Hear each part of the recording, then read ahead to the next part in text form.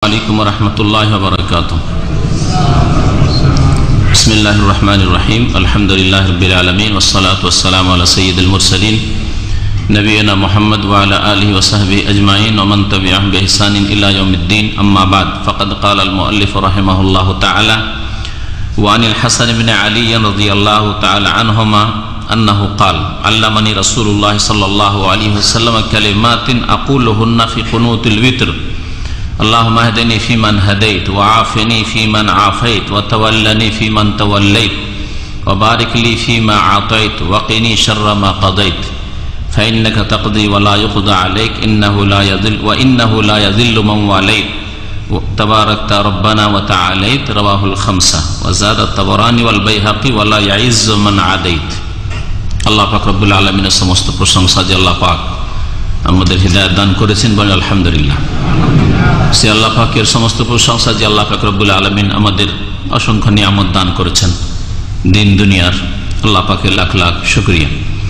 সালাত এবং সালাম নাযিল হোক নবী মুহাম্মদ রাসূলুল্লাহ সাল্লাল্লাহু আলাইহি সাল্লামের উপর, যিনি আমাদেরকে আল্লাহ পাকের ইবাদত বন্দেগী কেমন করে করতে হবে তা শিখিয়ে দেওয়ার জন্যই এই পৃথিবীতে নবী রাসূল হয়ে আগমন করেছিলেন। আমাদের দর্শের আলোচনার বিষয়বস্তু হচ্ছে নবী করিম সাল্লাল্লাহু আলাইহি সাল্লামের সালাত সম্পর্কীয় হাদিসগুলির ব্যাখ্যা। আমাদের এই ধারাবাহিক এই জুমার দিনের আলোচনায় আমরা পৌঁছেছিলাম গত সপ্তাহে কুনুত পর্যন্ত, নামাজে কুনুত করা। আর কুনুত সম্পর্কে বেশ কিছু বিষয়গুলি নিয়ে আলোচনা করা হয়েছে।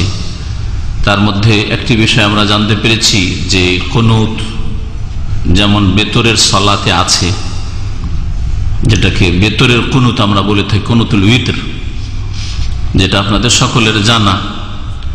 ঠিক তেমনি প্রয়োজনে যখন মুসলিম উম্মতের কারো ওপর বা কোনো এলাকার ওপর বিপদ আপদ আসবে, বালা মুসিবত আসবে, তখন মুসলিমদের হেফাজতের জন্য, মুমিন মুমিনাতের হেফাজতের জন্য আল্লাহ পাকের কাছে দোয়া করা। কাফের জালেমরা যদি জুলুম করে তো কাফের জালেমদের উপর বদদোয়া করা, সেটা ফরজ নামাজে হতে পারে, আর বিশেষ করে ফজরের নামাজে।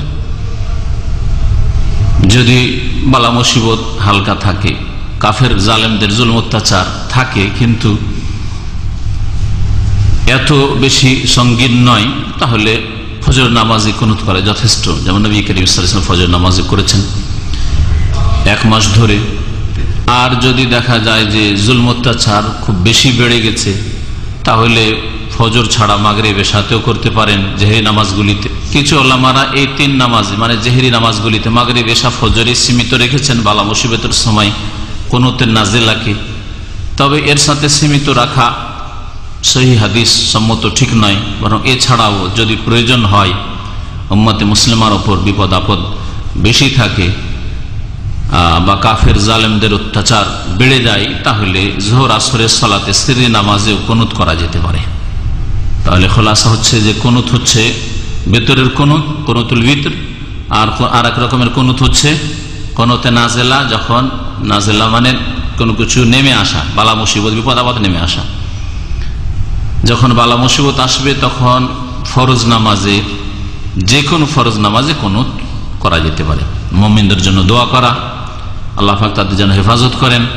যেমন আজকাল মুসলিম উম্মতের বালা মুসিবত রয়েছে, বিশেষ করে সিরিয়ায়, শাম দেশে, বিশেষ করে বর্মায়, ফিলিস্তিনে, আরো বিভিন্ন দেশগুলিতে, মুসলিম দেশে অমুসলিম দেশে যে জুলম অত্যাচার রয়েছে মুসলিম উম্মতের উপর, আল্লাহ পাক রব্বুল আলামিন তাদের জন্য হেফাজত করেন। কুনুতে নাজিলার কথা আর কুনুতে বিতরের কথা। এখানে আমাদের সামনে যে হাদিস রয়েছে, সেই হাদিসে বেতরের কুনুতের কথা উল্লেখ করা হয়েছে। হাসান বিন আলী রাদিয়াল্লাহু তাআলা আনহুমা থেকে বর্ণিত, অর্থাৎ রাসূলুল্লাহ সাল্লাল্লাহু আলাইহি সাল্লামের জামাই আলী রাদিয়াল্লাহু তাআলা আনহু, তার ছেলে হাসান নবী করিম সাল্লাল্লাহু আলাইহি সাল্লামের নাতি, তিনি বর্ণনা করছেন আন্নাহু কাল, তিনি বলছেন আল্লামানি রাসূলুল্লাহ সাল্লাল্লাহু আলাইহি ওয়াসাল্লাম কালিমাতিন আকুলুহুন্না ফি কুনুতিল উইতরি, আমাকে রাসূলুল্লাহ সাল্লাল্লাহু আলাইহি ওয়াসাল্লাম বেশ কয়েকটি বাক্য শিখিয়েছেন। কালিমাত কালিমা মানে শব্দ, আসলে কালিমাত মানে কয়েকটি শব্দ। শব্দ বলে বাক্য উদ্দেশ্য করা হয়, এটা প্রত্যেক ভাষায়। শব্দ বলে বাক্য উদ্দেশ্য করা হয়, কালিমা মানে শব্দ, তাই না? আর বাক্যের আরবি হচ্ছে কালাম। কালাম মানে হচ্ছে বাক্য, বা জুমলা মানে বাক্য। তো শব্দ বলে বাক্যকে উদ্দেশ্য করা হয়, এটা প্রত্যেক ভাষায়। আমরা বাংলায় বলি আপনার সাথে একটা কথা আছে, বলি না? একটা কথা বলে আমরা অনেক কথাই বলি। তাহলে একটা কথা, ওই শব্দের অর্থে কথাটা মানে শাব্দিক অর্থ কথা, মানে শব্দই হইতে পারে একটা কথা। কথা যেটা মুখ দিয়ে বেরোলে সেটাই কথা। কিন্তু কথা, একটা কথা বলে আমরা বেশ কিছু কথা বললাম, হয় না? ইংরেজি ভাষাতে একটা ওয়ার্ড, একটা বাক্যকে ওয়ার্ডও বলা হয়। আপনার সাথে একটা ওয়ার্ড শুধু আমার উদ্দেশ্য, কিন্তু উদ্দেশ্য হচ্ছে কোন একটা বিশেষ আলোচনা করা। কালিমা এই অর্থে বলা হয়েছে। শুধু এই হাদিসে নাই, বিভিন্ন হাদিসে কালিমা বলে কালাম, শব্দ বলে জুমলা বা বাক্যকে উদ্দেশ্য করা হয়েছে। নবী করিম সাল্লাল্লাহু আলাইহি সাল্লামের প্রসিদ্ধ হাদিস, সহিহ বুখারীর শেষ হাদিস, কালিমা তানে দুটি শব্দ আছে, দুটি শব্দের কথা বলেছেন নবী সাল্লাল্লাহু আলাইহি ওয়াসাল্লাম। খাফিফাতান আলাল লিসান, জবানে উচ্চারণ করতে খুব হালকা। হাবিবাতান ইলার রহমান, আল্লাহর কাছে অত্যন্ত প্রিয়। সাকিলাতান ফিল মিজান, আর আল্লাহ পাকের দাড়ি পাল্লাই খুব ভারী। কি? সুবহানাল্লাহি ওয়া বিহামদিহি, সুবহানাল্লাহিল আযীম। কালিমা হলো না কালাম, বাক্য হইল? শব্দ হলো না বাক্য হইল? বাক্য। কিন্তু সুবহানাল্লাহি ওয়া বিহামদিহি একটা কালিমা বলছে, আর সুবহানাল্লাহিল আযীম আর একটি কালিমা, অথচ বাক্য এগুলি, সেন্টেন্স। এইরকমই কালিমা তাইয়্যিবা, লা ইলাহা ইল্লাল্লাহকে কালিমা তাইয়্যিবা বলা হচ্ছে, পবিত্র কালিমা, পবিত্র শব্দ। এটা শব্দ না বাক্য? লা ইলাহা ইল্লাল্লাহ বাক্য। তাহলে শব্দ বলে বা কালিমা বলে কালাম বা বাক্য উদ্দেশ্য করা, এটা আরবি ভাষাতে রয়েছে, অন্যান্য ভাষায় রয়েছে। বলছেন হাসান রাদিয়াল্লাহু তাআলা আনহু যে আমাকে রাসূলুল্লাহ সাল্লাল্লাহু আলাইহি ওয়াসাল্লাম কয়েকটি কালিমা শিখিয়েছেন, আকুলুহুন্না ফি কুনুতুল বিতরি, যা আমি বলবো, মানে যেন বলি বেতরের কুনুতে। তাহলে এগুলি নবী করিম সাল্লাল্লাহু আলাইহি ওয়াসাল্লাম বেতরের কুনুতে বলার জন্য হাসান রাদিয়াল্লাহু তাআলা আনহুকে শিখিয়েছেন। হাসান রাদিয়াল্লাহু তাআলা আনহুর জন্ম হয়েছে 2য় হিজরি অথবা 3য় হিজরির শুরুতে। তাহলে 2য় হিজরিতে যদি ইন্তেকাল হয়, নবী করিম সাল্লাল্লাহু আলাইহি ওয়াসাল্লাম যদি শেষ জামানাতেও শিখান, তো তখন হাসানের বয়স কত ছিল? হ্যাঁ, কত? 8 বছর, 8-9 নবী সাল্লাল্লাহু আলাইহি ওয়াসাল্লাম ইন্তেকাল হয়ে গেছে। তাহলে 6 বছর, 7 বছর, 8 বছরের বাচ্চাকে রাসূলুল্লাহ সাল্লাল্লাহু আলাইহি সাল্লাম বেতরের কুনুত শিখিয়েছেন। হ্যাঁ, আত্তাহিয়াত আর সালাতে ইব্রাহিমে নয়, বা সূরা ফাতিহা নয়, বরং বেতরের কুনুত, যেটা সুন্নাত, যেটা মুস্তাহাব, তা শিখিয়েছেন। তাহলে ফরজ যেগুলি ওয়াজিবাত, সেগুলি এর আগে শিখিয়েছেন রাসূলুল্লাহ সাল্লাল্লাহু আলাইহি সাল্লাম। এখান থেকে আমাদেরকে শিখতে হবে যে আমরা আমাদের ছেলে মেয়েদেরকে দিন কিভাবে শিখাবো, কোন বয়সে শিখাবো। যখন কচি অবস্থায় আছে তখন সবগুলি কবুল করবে, আর দ্রুত কবুল করবে, তাড়াতাড়ি মুখস্থ করতে পারবে। তাহলে যখন থেকে মুখ খুলেছে তখন থেকে এই দোয়া সূরা গুলি শেখান, নামাজের শুরু থেকে শেষ পর্যন্ত যেগুলি পড়তে হবে। দেখবেন যে একটা ছেলে 7 বছর বয়সে নামাজ আদায় করতে যাবে, নিয়ে যান, নির্দেশ দেন, সাথে করে নিয়ে যান। সেই সময় যেন তার নামাজের দোয়া সূরাগুলি মুখস্থ থাকে। 2-4-5টা সূরা মুখস্থ আছে, আত্তাহিয়াত মুখস্থ আছে, তাশাহুদ, সালাত ইব্রাহিমী, দুরুদ মুখস্থ আছে, দোয়া মাসুরা যেগুলি মুখস্থ আছে, বেতরের কুনুত 7-8 বছর বয়সে মুখস্থ। এইরকম জাতি করে হয়। আর বয়স 30-40 হয়ে গেল, বেতরের কুনুত মুখস্থ নেই। তার আগে বহু লোকের দুরুদে মুখস্থ নেই, অনেকের সূরা ফাতিহা, সুবহানাল্লাহ। আমি পরিসংখ্যান আমার বলছি, আমার বিভিন্ন জায়গায় ছোটখাটো যেগুলি আলোচনা থাকে 10 জন বা 20 জন, এগুলিতে পরীক্ষা করে দেখেছি। আত্তাহিয়াতের ক্ষেত্রে, দুরুদের ক্ষেত্রে, আর সূরা ফাতিহার ক্ষেত্রে সবগুলি পড়া রুকুন, ফরজ। 10 জনকে জিজ্ঞেস করলে খুব বেশি পারলে 3 জন পেরেছে মুসলিমরা। 10 জনের মধ্যে 2 জন 3 জন পারে, তাহলে শতকরা কয়জন হয়? শতকরা 20 জন, খুব বেশি হলে 30 জন, যারা মোটামুটি মানে ভালো। কোন কোন জায়গায় একজন। সূরা ফাতিহা, এই 10 জনের মধ্যে সূরা ফাতিহা 2 জন ভুল করছে, পড়লেও 1-2টি মাঝখানে আয়াত ছেড়ে দিয়ে ভুল করছে। এমনি ভুল নয় যে শুধু মাখরাজে ভুল বা কিছু, ছেড়েই দিচ্ছে। ইয়াকা নাবুদু পড়লে ওয়াইকা নাস্তাইন নাই, এইরকম আজকাল মুসলিম সমাজের অবস্থা।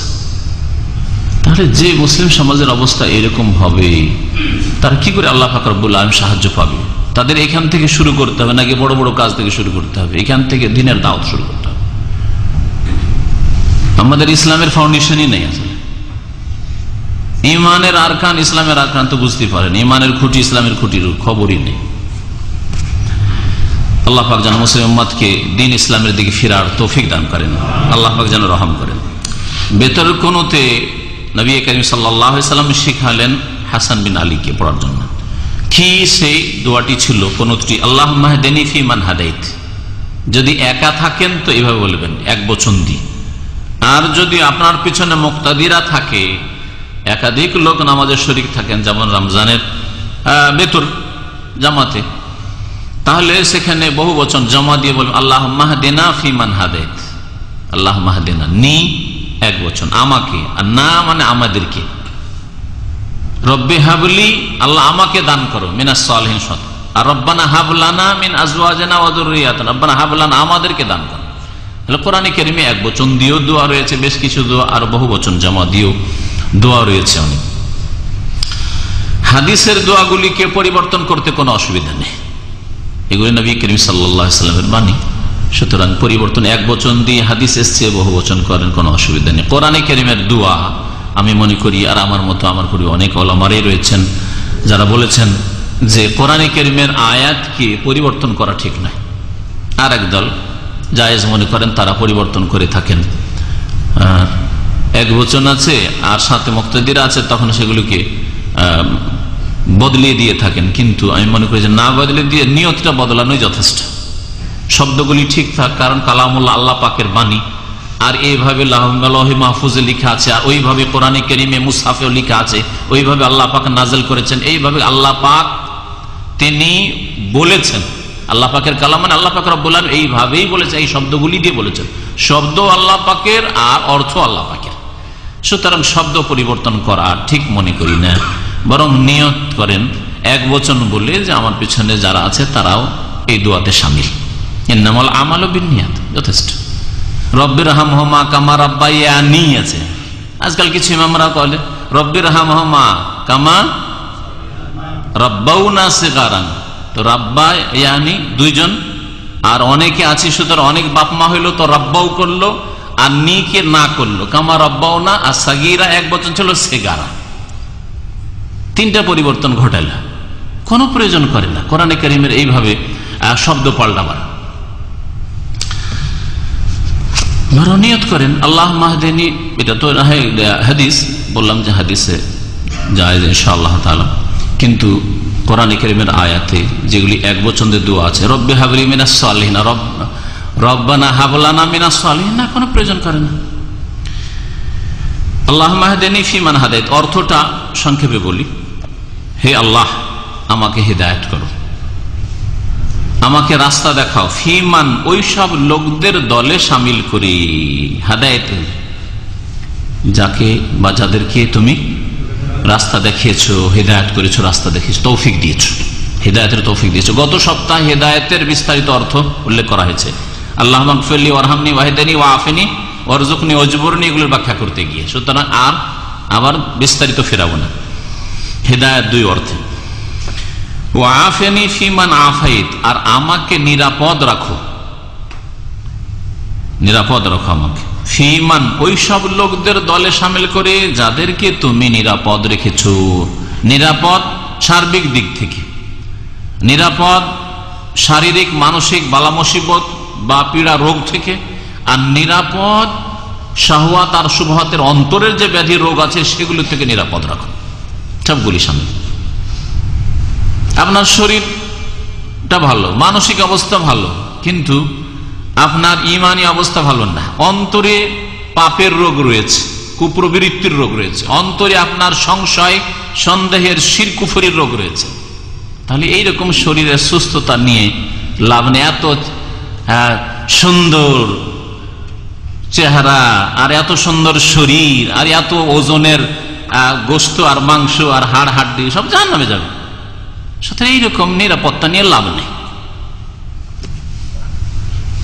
মাত্র কয়েকদিন পরে মত আসলেই জাহান্নামে যাবে এত সুন্দর শরীরটা।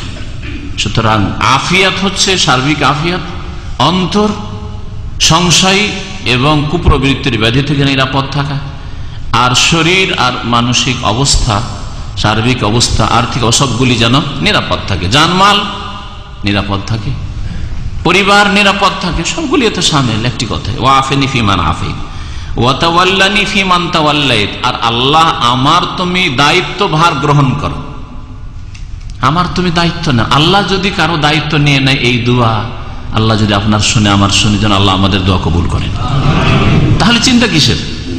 আল্লাহ তো দায়িত্ব নিয়েছেন। এই জন্য আরবি ভাষায় আজ কেউ অভিভাবককে, ছেলে মেয়েদের পরিবারের অভিভাবককে ওলি বলা হয়, ওলিউল আমর।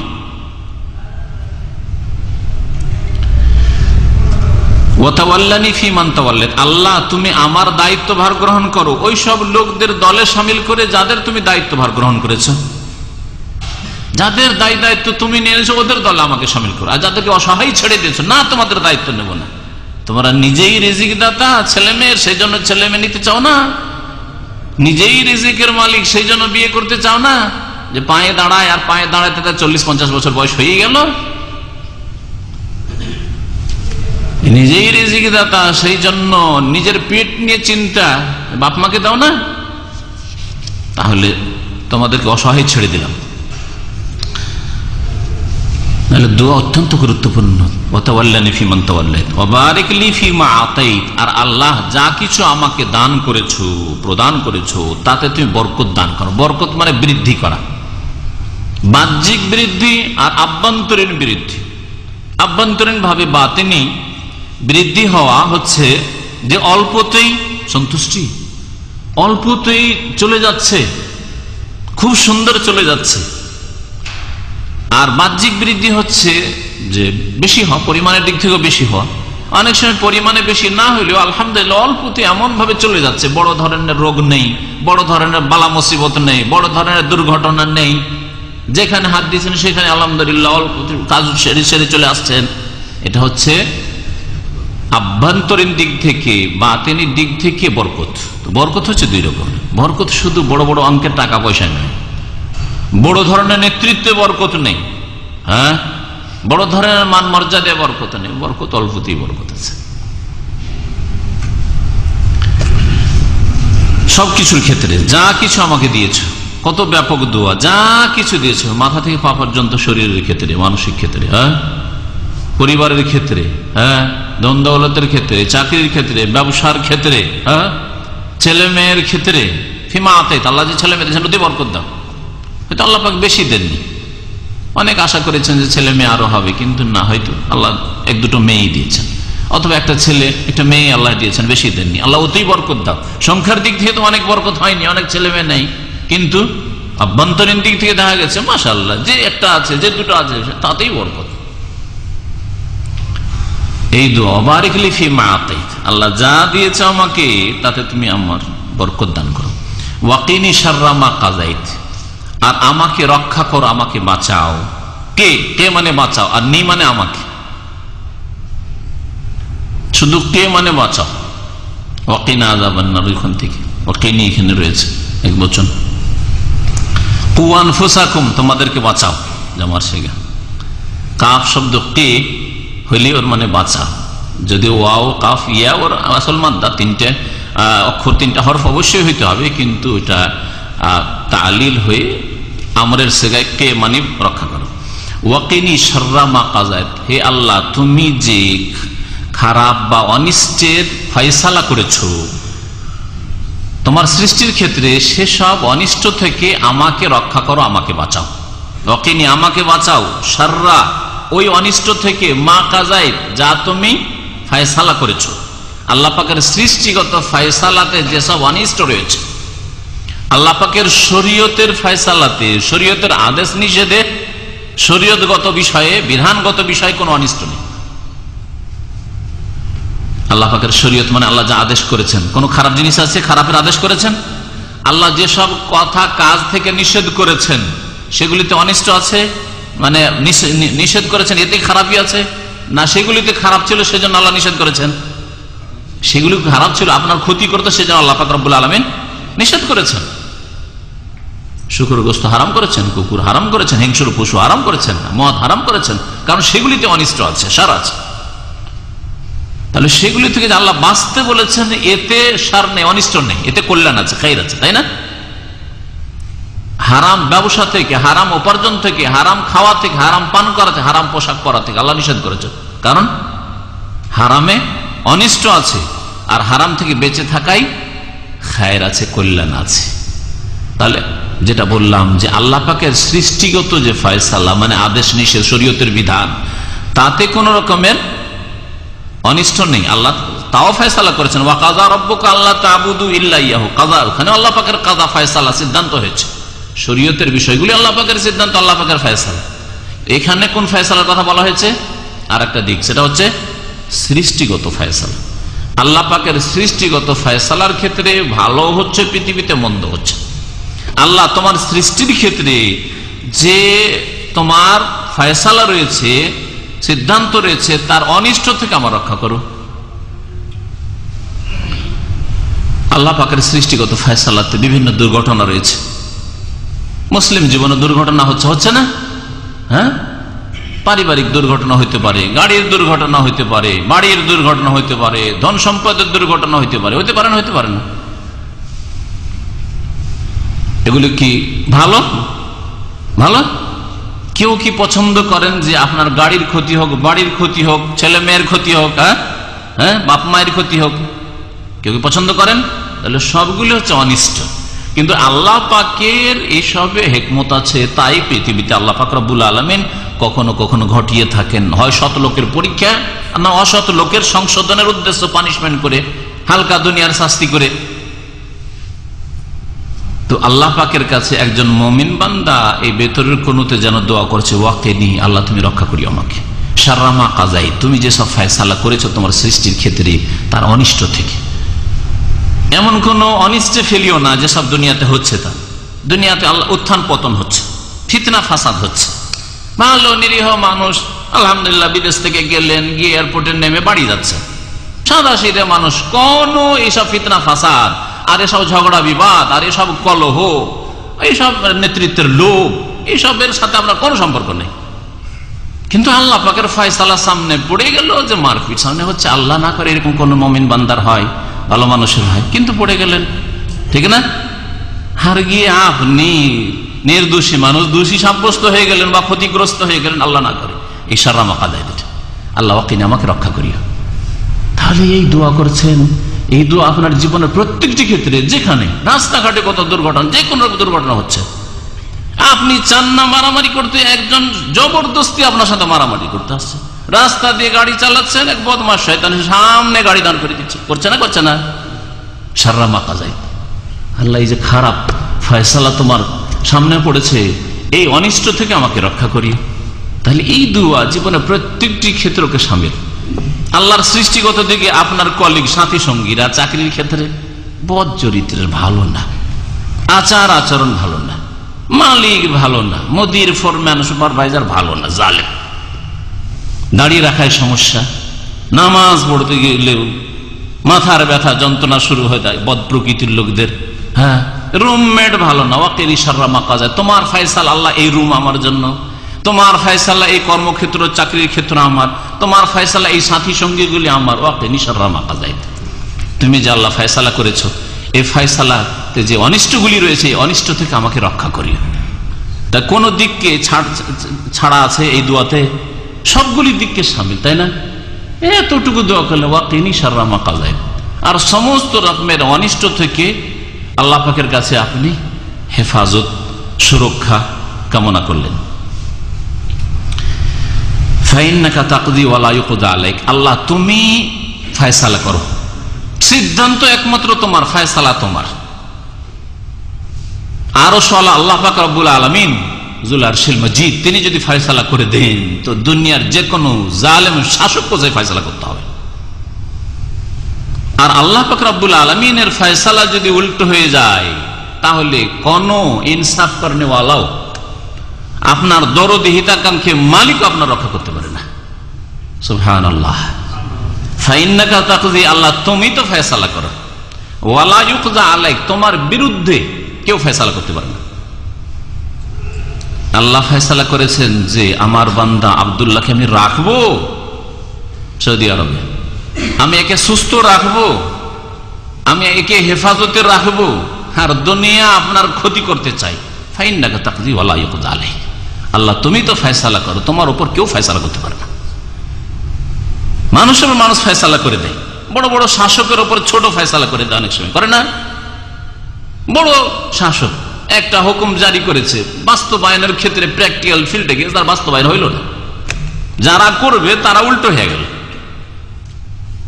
হচ্ছে না, হচ্ছে না, হচ্ছে, আর হতে থাকবে কিয়ামত পর্যন্ত। কিন্তু রব্বুল আলামিন যদি আরশ আজিম থেকে ফয়সালা করে দেন কোন হতে হবে, কোন হইতেই হবে, এটা ফায়াকুন, অবশ্যই হবে সেটা। সুতরাং আল্লাহ পাক রব্বুল আলামিনের কাছে চান, আল্লাহ পাকের কাছে ভালো সঙ্গী চান, ভালো স্ত্রী চান, ভালো ছেলে মেয়ে চান।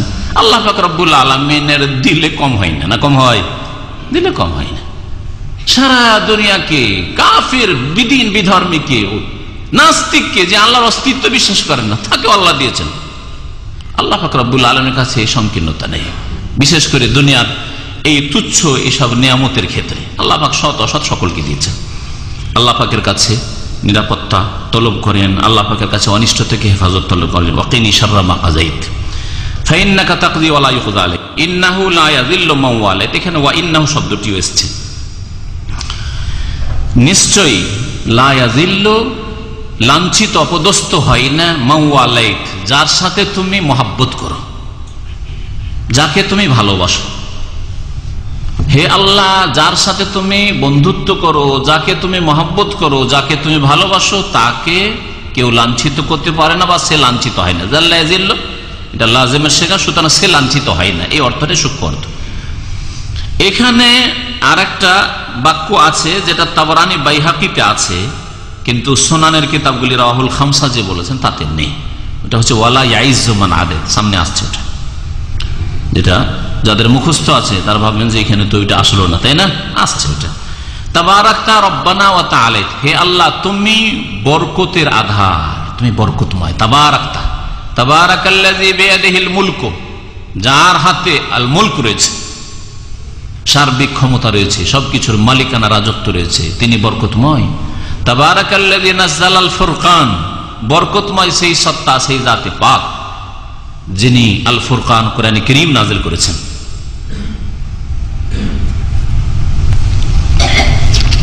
কোরআনে কারীমের এছাড়াও বেশ কিছু আয়াত রয়েছে যেখানে আল্লাহ পাক রব্বুল আলামিন তাবারাকা দিয়ে নিজের জাত, নিজের সত্তা এবং সিফাতের কথা উল্লেখ করেছেন।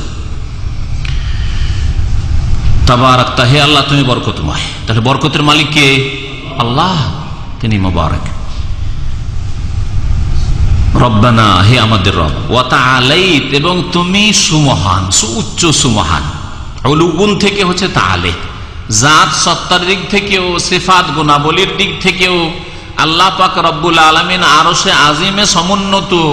আল্লাহ পাক সমস্ত সৃষ্টির ঊর্ধ্বে, হ্যাঁ, মান ইজ্জতের দিক থেকেও, কুদরতের দিক থেকেও, ইলম জ্ঞানের দিক থেকে, সবকিছুকে পরিবেষ্টন করার দিক থেকেও, সব দিক থেকে আল্লাহ পাক রব্বুল আলামিন সুউচ্চ সুমহান। ওয়া তাআলাইত, রাওয়াহুল খামসা, হাদিসটি 5 জন ইমাম সংকলন করেছেন তাদের কিতাবগুলিতে। 5 জন ইমাম বলতে হাফেজ ইবনে হাজার রাহমাতুল্লাহ আলাইহি বুলুগুল মারামের লেখক বা সংকলক, তিনি কারাকে বুঝিয়েছেন?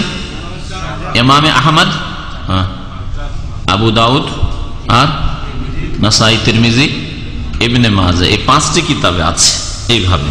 ওয়া যাদাত তাবারানী, তাবারানী এবং বাইহাকি, ওয়াল বাইহাকি, এই 2 জন ইমাম তাদের কিতাবাদিতে তাবারানীর মুআজ্জাম কিতাব এবং 3টি মুআজ্জাম রয়েছে। ইমাম তাবারানীর 3টি কিতাব রয়েছে হাদিস। একটা হচ্ছে মুআজ্জাম সাগীর, ছোট্ট একটা খণ্ড, এটা হচ্ছে আওসাত, মধ্যম, আর এটা হচ্ছে আল মুআজ্জামুল কবির, কয়েক খণ্ডে আছে। বাইহাকির কিতাব অনেক বড় কিতাব, তবে সহিহ, জয়ীফ, জাল সব রকম মিশানো আছে।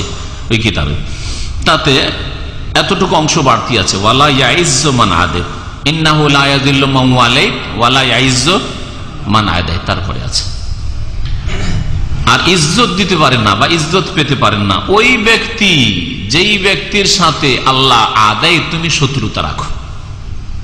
তুমি যাকে ঘৃণা করো, তোমার যে শত্রু, সে কখনো ইজ্জত পেতে পারে না। দুনিয়ার সামান্য ইজ্জতে ধোকা খাবে না। আল্লাহ পাক রব্বুল আলামিনের যে শত্রুতা করবে, আল্লাহ দ্রোহিতা করবে, আল্লাহর দ্বীনের শত্রুতা করবে, আল্লাহ পাকের তৌহিদ, আল্লাহ পাকের রাসূলের সুন্নতের যে শত্রুতা করবে, সে কখনো ইজ্জত পাবে না, লাঞ্ছিত অপদস্থ হবে। দুনিয়াতেও লাঞ্ছিত অপদস্থ হতে পারে, কিন্তু দুনিয়া সবকিছুর ফয়সালার ক্ষেত্র নয়, সেজন্য সব সময় সেটা ফুটে ওঠে না।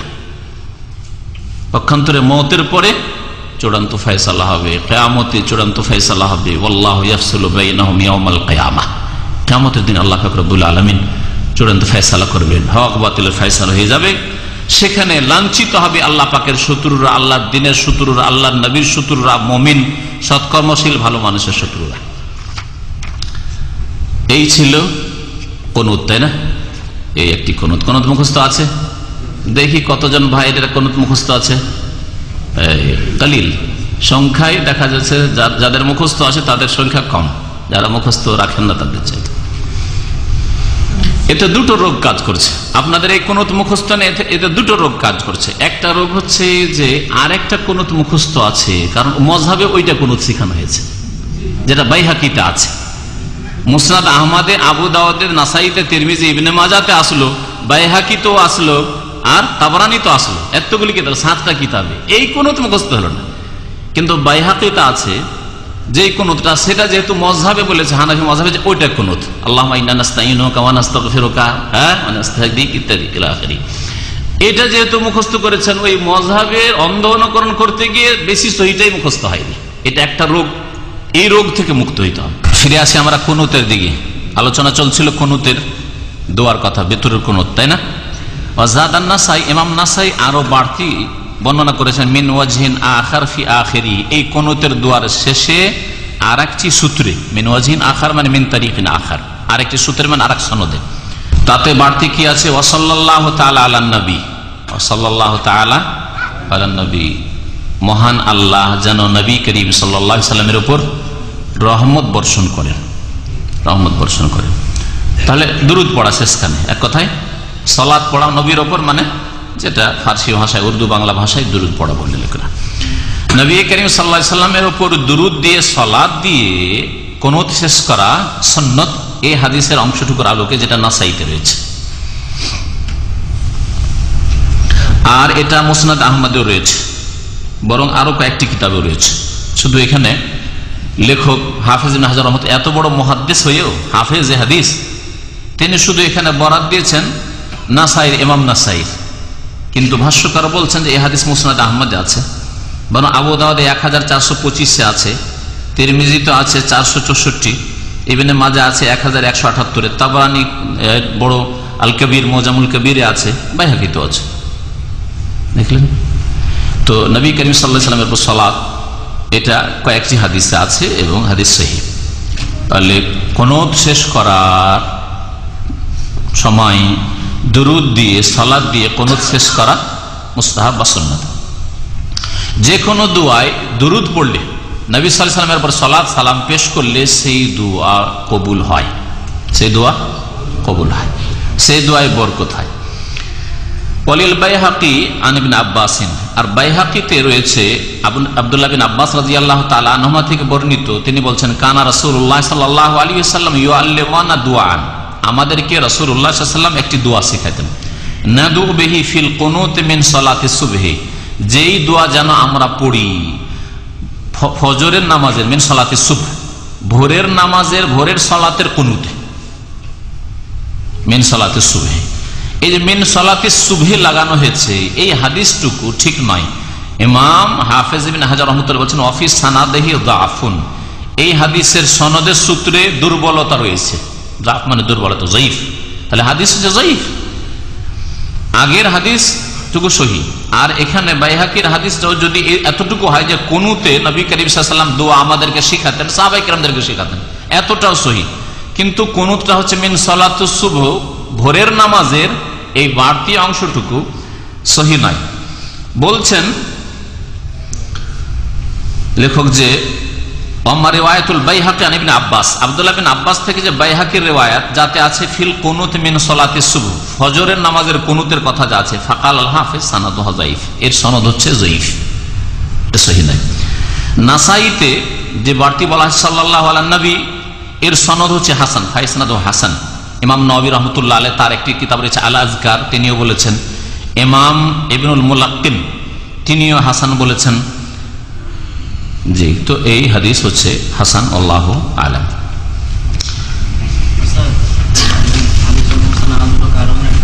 হ্যাঁ, একটি কারণ বলেছি, সেই সময় গিয়ে মাইকে আমাদের একটু ডিস্টার্ব করেছিল। এই আল্লাহ মাহদিনী ফিমান হাদাইত ওয়া আফিনি ফিমান আফাইত, এই কুনুতের দোয়াটি আমাদের অনেক ভাইদের, ইন্ডিয়া, বাংলাদেশ, পাকিস্তানের উর্দু ভাষী হোক অথবা বাংলা ভাষী হোক, এদের মুখস্থ নেই। এর পিছনে কারণ, একটি কারণ বললাম যে মজহাবের অন্ধ তাকলিদ। মজহাবে শিখিয়েছে যে ওই বাইহাকিরটা পড়িও, আর এতগুলি কিতাবে 7টি কিতাবের কথা বললাম আছে, এটাকে শিখায়নি। বুঝতে পেরেছেন? তো মজহাবকে অন্ধভাবে ধরেছে আর হাদিসের সাথে সম্পর্ক করেনি যে হাদিসে কি আছে, যার ফলে এই রোগটা হয়েছে, ঠিক না? আর একটা রোগ হচ্ছে শিক্ষার জন্য চেষ্টা না করা। দীর্ঘদিন এখানে অনেক ভাইরা যারা হাত উঠালেন না বা কোনো মুখস্থ নেই, তারা দীর্ঘদিন সৌদি আরবে আছেন। অনেকের 5 বছর 10 বছর হয়ে গেল, রমজান মাসে কুনুত ইমাম সাহেবেরা সৌদি আরবে শুরুই করেন এই দোয়া দিয়ে, আল্লাহুম্মা হদিনা ফিমান হাদাইত ওয়া আফিনা ফিমান আফাইত, এই দোয়া শুরু করেন, তাই না?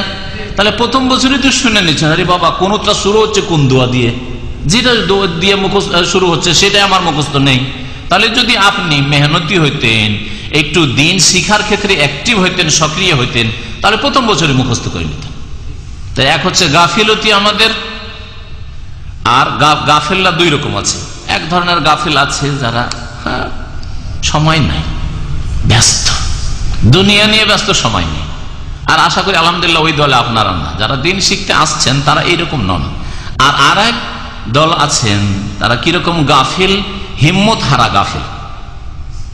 হ্যাঁ, চরমনাই পীরের উপরে 6টা বক্তব্যে আমি একটা জিনিস ভালো পেয়েছি, যার হিম্মত নেই তার কিম্মত নেই। কথা বুঝতে পারলেন? বহু শিরক বিদআতের মাঝখানে একটা ভালো কথা পেয়েছি, যে হিম্মত না থাকলে আপনার মূল্য নেই, ঠিক না? হিম্মত হইতে হবে। এটা জাল হাদিস আছে, হাদিস তো জাল, কিন্তু কথাটা সত্য, কথা হিসাবে সত্য, কিন্তু জাল গড়েছে। হিম্মাতুর রিজাল তুজিলুল জিবাল, মানুষ যদি হিম্মত করে তো পাহাড়কে সরিয়ে দিতে পারে। মানুষ যদি হিম্মত করে, হ্যাঁ, সাহস করে, পারবো আমি, কেন পারবো না? আপনার 2-4 বছরের বাচ্চাকে বড় একটা বস্তা নিয়ে এসে বলছেন বাবা উঠিয়ে নিয়ে আইতো, ও বলবে না যে আমি পারবো না? বলবে? যাবে, ঠেলাঠালি করছে, পারছে না, বাপ বলেছে, মা বলেছে উঠিয়ে আনতে। এটা হচ্ছে প্রকৃতি মানুষের। কিন্তু যেই বড় হয়েছেন, প্রকৃতিটা আপনার বিকৃত হয়ে গেছে আমাদের বিরুদ্ধে। হ্যাঁ, পারবো না, পারবো না, 40 কেজি পারি, অথচ পারবেন। তার প্রকৃতি বিকৃত হয়েছে। না হলে বাচ্চাকে পরীক্ষা করে দেখবেন, আমার কথা আছে। বড় একটা বোঝা রেখে দেবেন, ভারী কিছু রেখে দেবেন, আর বলবে উঠিয়ে নিয়ে গেলেন, রেখে দেন। 20 লিটার বলেন উঠিয়ে নিয়ে, 3 বছরের বাচ্চাকে বলেন, 4 বছর যাবে, ধরে টানা হাঁচড়া করবো, কিচ্ছু না করতে বলল।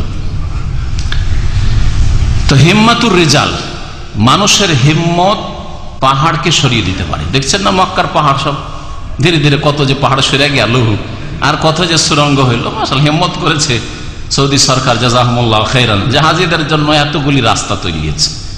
বছরে একদিন মাত্র মেনা থেকে মুজদালিফা হয়ে আরাফা যাবে, 12টা রাস্তা আজকে থেকে 25 বছর আগে জানি, এখন মনে হয় আরো বেড়েছে। আজকে থেকে 24 বছর আগে যখন মদিনা ইউনিভার্সিটি আসি আর প্রথম হজে গেলাম, তখন ওই মক্কার সাথী বন্ধুরা ছিল, তারা বললো যে জানেন এখানে 12টা রাস্তা আছে। একটা দিন শুধু যাবে মেনা থেকে আরাফা, তার জন্য 12টা রাস্তা আছে, তার মধ্যে একটা ফুটপাথ শুধু মানুষ হাঁটার জন্য। কত চড়া রাস্তা আছে, যারা হেঁটেছেন তারা দেখেছেন, ওটাতে গাড়ি চলবে না সেই দিন। তো হিম্মত বলছিলাম, হিম্মত করতে হবে। যদি আমাদের ভাইরা যারা এই দোয়াটা মুখস্থ রাখেন না হিম্মত করতেন, তাহলে একদিনেই, ওই দিনে আধা ঘন্টা মেহনতে মুখস্থ হয়ে যেত, আধা ঘন্টা মেহনত করলে। কিন্তু হিম্মত হেরে দিয়েছেন, বয়স হয়ে গেছে, দুনিয়া সব ঢুকে গেছে, এখন মুখস্থ হয়। আগে থেকে আপনি প্রস্তুত যে মুখস্থ হবে না, কি আগে থেকে রেডি, পারা যাবে না, হয় মুখস্থ নাকি, বড়ই কষ্ট লাগে মুখস্থ করতে, আগে থেকে শুধু কষ্ট কষ্ট নেগেটিভ, কষ্ট লাগে পারবো না, হিম্মত হারিয়ে দিয়েছেন, তখন মুখস্থ হয়নি, তৌফিক হয়নি। কিন্তু হিম্মত করেন আমার কথা আজকে, আর গিয়ে আধা ঘন্টা বসেন নির্জনে, একা বসে মুখস্থ হয়ে যাবে ইনশাআল্লাহ। শুধু অপরের জিভা দিয়ে সার চাকবেন, ওই ইমাম সাহেব পড়ে আল্লাহ মাহাদেনা ফিমান হাদে, তার আপনি শুধু আমিন আমিন বলবেন, সারা জীবন এরকমই কাটাবেন। নিজেও বলে কত সুন্দর দোয়া। এই যে জয়ীফ হাদিসটা ফজরের নামাজের কুনুত শিখাতেন ইবনে আব্বাস থেকে, এই হাদিসটা শাফেঈ মাযহাবের লোকদের দলিল, অথচ জয়ীফ হাদিস যে ফজর নামাজের কুনুত, আর কন্টিনিউ তারা কুনুত করে শাফেঈরা। তো বোঝা গেল এর দ্বারা যে প্রত্যেক মাযহাবে বেশ কিছু দুর্বল ফতোয়া আছে, দুর্বল হাদিসের ভিত্তিতে, অথবা ইজতিহাদের ভিত্তিতে, দলিলের উল্টো শুধু ইজতিহাদ করে, যুক্তির ভিত্তিতে, কিয়াসের ভিত্তিতে কিয়াস করেছে, যখন হাদিস পায়নি পরবর্তী দেখা গেছে যে হাদিসের উল্টো মাসলা। প্রত্যেক মাযহাবে এইরকম রোগ আছে, যে রোগ থেকে যতক্ষণ মুক্ত না হবেন তাকলিদ থেকে, অন্ধত্ব থেকে, ততক্ষণ পর্যন্ত কোরআন সুন্নাহর সহি অনুসরণ করার তৌফিক হবে না। আল্লাহ পাক যেন বোঝার তৌফিক দান করেন আর সংশোধন করার তৌফিক আল্লাহ পাক দান করেন। এই কুনুতটা রুকুর আগে হবে না রুকুর পরে হবে? বিভিন্ন হাদিস বলে যে রুকুর আগেও প্রমাণিত, রুকুর পরেও প্রমাণিত। রুকুর পর সম্পর্কে মুস্তাদরাক হাকিমে একটি হাদিস রয়েছে, তা শোনাই। বলছেন যে মুস্তাদরাক হাকিমের তৃতীয় খণ্ড 188 পৃষ্ঠা হাদিসটা রয়েছে। বলছেন ফাকাল আল্লামানি রাসূলুল্লাহ সাল্লাল্লাহু আলাইহি ওয়াসাল্লাম, আমাকে রাসূলুল্লাহ সাল্লাল্লাহু আলাইহি ওয়াসাল্লাম কুনুত শিখালেন, ফি বিত্রি ভিতরে, ইজা রাফাতু রাসি, যখন আমি আমার মাথা উঠাবো। কিসে থেকে মাথা উঠাবেন? রুকু থেকে। তাহলে তার রুকু থেকে মাথা উঠানোর পর ওয়ালাম ইয়াবকা ইল্লা সুজুদ, তাহলে এখন সিজদা বাকি আছে, সিজদার পূর্বে আর রুকু থেকে উঠে যখন দাঁড়াবে তখন বেতরে কুনুত করবে। সুতরাং বেতরের কুনুতের ক্ষেত্রে এই হাদিস প্রমাণ করে যে সেটা রুকুর পরে। ইমাম ইরাকি রাহমাতুল্লাহ আলাইহি তিনি বলছেন যা কুনুতুল বিতর মিন তুরুকিন তাদুল্লু আলা মাশরুইয়াতিহি, বেতরের কুনুত বেশ কিছু হাদিস দ্বারা প্রমাণিত, যা প্রমাণ করে যে শরীয়তে বেতরের কুনুত আছে। মিনহুয়া মা হুয়া হাসান, কিছু হাদিস রয়েছে হাসান, ওয়া মিনহা মা হুয়া সহিহ, কিছু আছে সহিহ। ওয়া জাআতিস সুন্নাতু বিল কুনুত ক্বাবলা রুকুই ওয়া বাদাহু, আর কুনুত রুকুর আগেও প্রমাণিত, ওয়া বাদাহু রুকুর পরেও প্রমাণিত। যে কথাটি আমি আমার নিজের ভাষায় একটু আগে বললাম। তাহলে কেউ যদি রুকুর আগে কুনুত করে তবুও জায়েজ, আর রুকুর পরেও যদি করে তবুও জায়েজ। ওয়া আকসারুস সাহাবাতি ওয়া তাবিঈন ওয়া ফুকাহাউল হাদিস কা আহমদ ওয়া গায়রি ইখতারুনাল কুনুতা বাদার রুকু, তবে তিনি বলছেন যে অধিকাংশ সাহাবায়ে কেরাম, অধিকাংশ তাবেঈন আর ফুকাহাউল হাদিস মানে ফুকাহা মুহাদ্দিসিন, যারা হাদিসের পণ্ডিত আর ফাকিহ, তারা যেমন ইমাম আহমদ আর অন্যান্যরা, ইখতারুনাল কুনুতা বাদার রুকু, তারা রুকুর পরের কুনুতকে বেশি পছন্দ করেছেন। তাহলে ইখতিলাফ হচ্ছে পছন্দ, ইখতিয়ারে, যে কোনটা বেশি পছন্দনীয়, রুকুর আগে পছন্দনীয় না রুকুর পরে পছন্দনীয়। বললাম যে অধিকাংশ সাহাবায়ে কেরাম, অধিকাংশ তাবেঈন আর ফুকাহায়ে মুহাদ্দিসিন যেমন ইমাম আহমদ অন্যান্যরা, তারা রুকুর পরে কুনুত পড়াকে বেশি পছন্দ করেছেন, মুস্তাহাব মনে করেছেন। তাহলে ইখতিলাফ শুধু মুস্তাহাবের, জায়েজ না জায়েজের ইখতিলাফ নেই। রুকুর আগে করলেও জায়েজ আপনার, আর রুকুর পরে করলেও জায়েজ। আর একটি বিষয়, সেটা হচ্ছে হাত উঠানো। হ্যাঁ, এটা বাকি না, হাত উঠাবেন না উঠান না? হানাফি ভাইরা হাত উঠায় কি? হাত উঠায় না। ভাষ্যকার বলছেন ইস্তাহাবাল জমহুর রাফাল ইয়াদাইন হালাত দুয়া, দুয়ার অবস্থায় দুই হাত উঠানোকে অধিকাংশ উলামায়ে কেরাম মুস্তাহাব বলেছেন। এটাও মুস্তাহাব বা ভালো, বেশি পছন্দনীয়। তাদের দলিল কিছু আম হাদিস রয়েছে, মানে হাত উঠালে আল্লাহ পাক খালি হাত ফিরিয়ে দেন না, হাত উঠিয়ে দোয়া করার হাদিসগুলি যে রয়েছে, এই হাদিস ছাড়া আরেকটা হাদিস রয়েছে সহিহ মুসলিমের, ওই হাদিসটা যে হাদিসে বলা হয়েছে যে আল্লাহ পাককে কবুল করেন।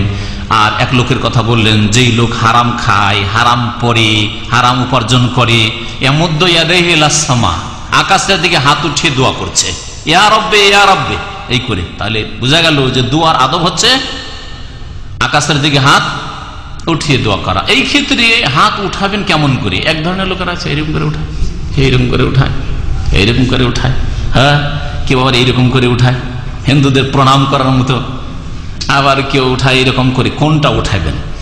এই ক্ষেত্রে হাদিসে এমন কোন স্পষ্ট কিছু নেই। তবে গবেষক ওলামারা বলেছেন যে কেউ আপনাকে দিচ্ছে আর আপনি হাত পেতে নিচ্ছেন, তাহলে এইভাবে নেবেন না। যদি আপনাকে দেয় কোনো জিনিস, এইভাবে নেবেন না, নিলে এইভাবে নেবেন, ঠিক না? নিয়েছেন, মায়েরা আমাদেরকে মুড়ি দিয়েছে, যদি অল্প দেয় তো এক হাতে নিয়েছি, আর যদি বেশি করে দেয় তো এইভাবে হাত ধরেছে, ঠিক না? তো এটা হচ্ছে চাওয়ার তরিকা, এটা হচ্ছে উত্তম তরিকা, এটা হচ্ছে উত্তম তরিকা। আর চেহারার সামনে রাখবেন, নিচেও না, আর এইরকম করে না, চেহারার সামনে রাখবেন। একমাত্র ইস্তিসকার নামাজে, বৃষ্টি চাওয়ার নামাজে হাতটাকে একটু বেশি উঠানো, এটা মুস্তাহাব। তো আম হাদিসগুলোর মধ্যে একটি হাদিস বললাম, ইন্নাল্লাহ ইয়াস্তাহি, আল্লাহ পাক লজ্জিত হয়ে যান। কখন? বান্দা যখন কি করে, আইয়াবসুতাল আবদু ইয়াদাইহি ইয়াসআলু ফীহিমা খায়রান, যখন আল্লাহর কাছে কোনো কিছু চায় হাত উঠিয়ে, তখন আল্লাহ পাক অত্যন্ত লজ্জিত হয়ে যান যে ফায়ারুদ্দুহুমা খায়বাতান, কি করে খালি হাত ফিরিয়ে দেবো। অন্য হাদিসে রয়েছে আইয়ারুদ্দাহুমা সিফরান, জিরো করে, সিফর মানে জিরো, খালি হাত, জিরো কেমন করে ফিরিয়ে দেবো। তো এইরকম আম হাদিসগুলি, যেমন তিরমিজিতে হাদিসটা রয়েছে, ইবনে মাজাহতে রয়েছে, আর খাস হাদিস রয়েছে, সেটা আপনাদেরকে শোনাই, কারণ এই বিষয়টা স্পষ্ট হওয়ার দরকার। যেহেতু ইখতিলাফ আছে, দেশে যাবেন তখন হানাফি ভাইরা ওরা হাত উঠায় না, আর আপনি হাত উঠার কথা বলবেন, সুতরাং বিষয়টি স্পষ্ট হইতে হবে। তারপরে অনেক ভাইরাই যারা আমাদের বক্তব্য শুনছেন, বরং অধিকাংশ ভাইরা যারা উপকৃত হচ্ছেন, তারা মযহাবী গোঁড়ামিতে ছিলেন, তকলিদে ছিলেন, অন্ধত্বে ছিলেন। আলহামদুলিল্লাহ তাদের কোরআন এবং হাদিসের ক্ষেত্রে চোখ খুলছে। সুতরাং হাত উঠার দলিল সম্পর্কে আমাদের জানা উচিত। বলছেন যে ইখতালাফাল উলামা ফি রাফিল ইয়াদাইন ফি দুআইল কুনুত, কুনুতের দুআয় দুই হাত উঠানো সম্পর্কে ওলামাদের মতবিরোধ রয়েছে, ইখতিলাফ রয়েছে। ফাযাহাবা ইলা ইসতিহবাবি আশ-শাফিঈয়্যিয়্যাতু ফিল মাশহুরি ইনদাহুম, শাফিঈরা তাদের প্রসিদ্ধ ফতোয়া হচ্ছে, মাযহাব হচ্ছে যে হাত উঠিয়ে কুনুত পড়া মুস্তাহাব। অবিহি কালা আহমদ, এইটাই মত হচ্ছে ইমাম আহমদের। তাহলে দুই মাযহাবের উলামায়ে কেরামদের হয়ে গেল। ইসহাক ওয়াল হানাফিয়্যা ওয়া কানা মালিক ওয়াল আউজাঈ লা ইয়ারাইন যালিক, তাহলে হানাফিদের মতেও ওলামারা নকল করেছেন, তাদের মযহাবে আছে হাত উঠিয়ে দোয়া করা, কিন্তু জানি না আমাদের দেশে এই হানাফিরা এর উপর আমল করে না কেন। অনেক সময় দেখা গেছে যে হানাফিদের ফতোয়া কিতাবে একরকম আছে আর আমলে আর একরকম আছে, এটা অনেক সময় আছে। যেমন সহজ সিজদার ক্ষেত্রে আমরা তো ফিকহ হানাফি পড়ে, কুদুরি আর বেকায়ার হেদায়া পড়েই দেশে আলেম হয়েছে প্রথম, বা মাদ্রাসা ফারিগ হয়েছি। আলেম হওয়া বলা ভুল, কারণ আমরা আলেম নয়, তালেবে ইলম, আমরা হচ্ছি ছাত্র। আর যখন আমরা ছাত্র, আলেমি যদি না হয়, তাহলে আল্লামা বলা এটা আরো দোষণীয় ব্যাপার। আর এটা হচ্ছে দেশি কথা। পাকিস্তানে আল্লামা হচ্ছে তাদের ডাল ভাতের মতো, ভাত তো তার এখানে ডালের মতো, ডাল রুটি। ওই দেশে বক্তব্য করলে আল্লামা হয়ে যায়। পাকিস্তানে মৌলবি আর মাওলানা এটা শব্দ নেই, তাদের আল্লামা দিয়ে শুরু হয়, বুঝতে পেরেছেন? আর ভারতেও আল্লামা আজকাল খানিকটা ডাল ভাত। আর বাংলাদেশে হ্যাঁ, বক্তব্যের ফিল্ডে যদি মশহুর হয়, অথবা যদি কোনো মাদ্রাসা শাইখুল হাদিস হইতে পারে, তাহলে ওই আল্লামা হয়ে গেল। আসলে আল্লামা না, সব তালেব ইলম। আল্লামা পৃথিবীতে যদি হক কথা বলেন, যাদের কোরআন এবং হাদিস থেকে সরাসরি মাসলা মাসাইল নেওয়ার ক্ষমতা আছে, তাহলে 2, 3, 5, 10টার বেশি হবে না। এটা আরো বেশি করে বললাম। বরং ওলামারা বলছেন যে ওই 3 জন 4 জন এরা সত্যিকার অর্থে আল্লামা। যেমন বিগত জামানে আল্লামা ইবনে বাজ রহমতুল্লাহ আলাইহি, আল্লামা ইবনে উসাইমিন, আল্লামা মুহাম্মদ নাসিরুদ্দিন আলবানী, এরাকে আল্লামা বলতে পারে। হ্যাঁ, কেউ কিছু দিনের একটু খেদমত করেছেন, আল্লামা সাহেব, এইসব আমাদের ভারত ও মহাদেশের রোগ। 2-4 লাইন করে উপাধি দিতে হবে, টাইটেল দিতে হবে, হ্যাঁ, এইসব আমাদের দেশের রোগ। তো কি বলছিলাম, যে মাদ্রাসায় আমরা হানাফি ফিকায় পড়েছি, তাতে সহজ সিজদা হানাফি মযহাবে 2 সালামের পরে আছে, আর অন্য মযহাবে কাবলা সালাম, সালামের আগে আছে। কিন্তু প্র্যাকটিক্যাল হানাফিরা করে কি, হ্যাঁ, 2 সালামের মাঝখানে, এদিকে নয় ওইদিকে না, 2 সালামের আগে অথবা 2 সালামের পরে। হাদিস 2 রকম আছে। আর এইরকম ফতোয়া, হানাফি ফতোয়া হচ্ছে 2 সালামের পরে, কিন্তু এরা 1 সালাম দিয়ে আবার সহজ সিজদা করে না, দেখেন। অথচ আজ পর্যন্ত না কদরিতে পড়লাম, না হেদায়ে পড়লাম, না বেকায়ে পড়লাম। তো অনেক সময় ফতুয়া মযহাবের উল্টো আছে, আর অন্ধভাবে অনুকরণ করে যাচ্ছে। আর ছোটখাটো মৌলভী সাহেবেরা, হুজুররা এরা যেটা সমাজে চলছে ওটাই হলো ফতোয়া, ওটাই হলো মজহাব। হ্যাঁ, মিলাদ হানফি মজহাব নাকি? শবে বারাত হালুয়া রুটি খাওয়া হানফি মজহাব নাকি? কোরআন খানি সালে সব কোরআন খেয়ে পড়ে বক্সানো, এটা হানাফি। ইমাম আবু হানিফা এর বেশি বিরোধিতা করেছেন, শক্ত ফতোয়া আছে, কিন্তু সমাজে যেটা চলছে ওইটা হচ্ছে হানাফি মজহাব। হ্যাঁ, এই হলো নকল হানাফির কিছু দৃষ্টান্ত, লক্ষণ। কোরআন সুন্নাহ অনুসরণ করাই হচ্ছে সমস্ত মজহাবের মূল। সমস্ত মজহাব যদি কোরআন হাদিস পালন করেন তাহলে মজহাব পালন করা হয়। ইমাম মালিক, ইমাম আউজাই তারা বলতেন যে না, এই হাত উঠানো নেই, কোনোতে হাত উঠানো নেই।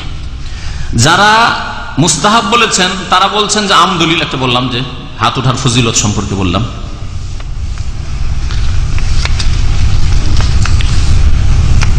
কুনুত দুই রকম বলেছে, কুনুতে নাজিলা হোক, কুনুতে বিতর্ক। বলছেন যে রাজি আর সহি হচ্ছে আল্লাহু আ'লাম আন্না রাফাল ইয়াদাইনি ফি দুআইল কুনুত মুস্তাহাব্বুন সাওয়ান কানাত কুনুত নাজিলা আম কুনুত বিতর।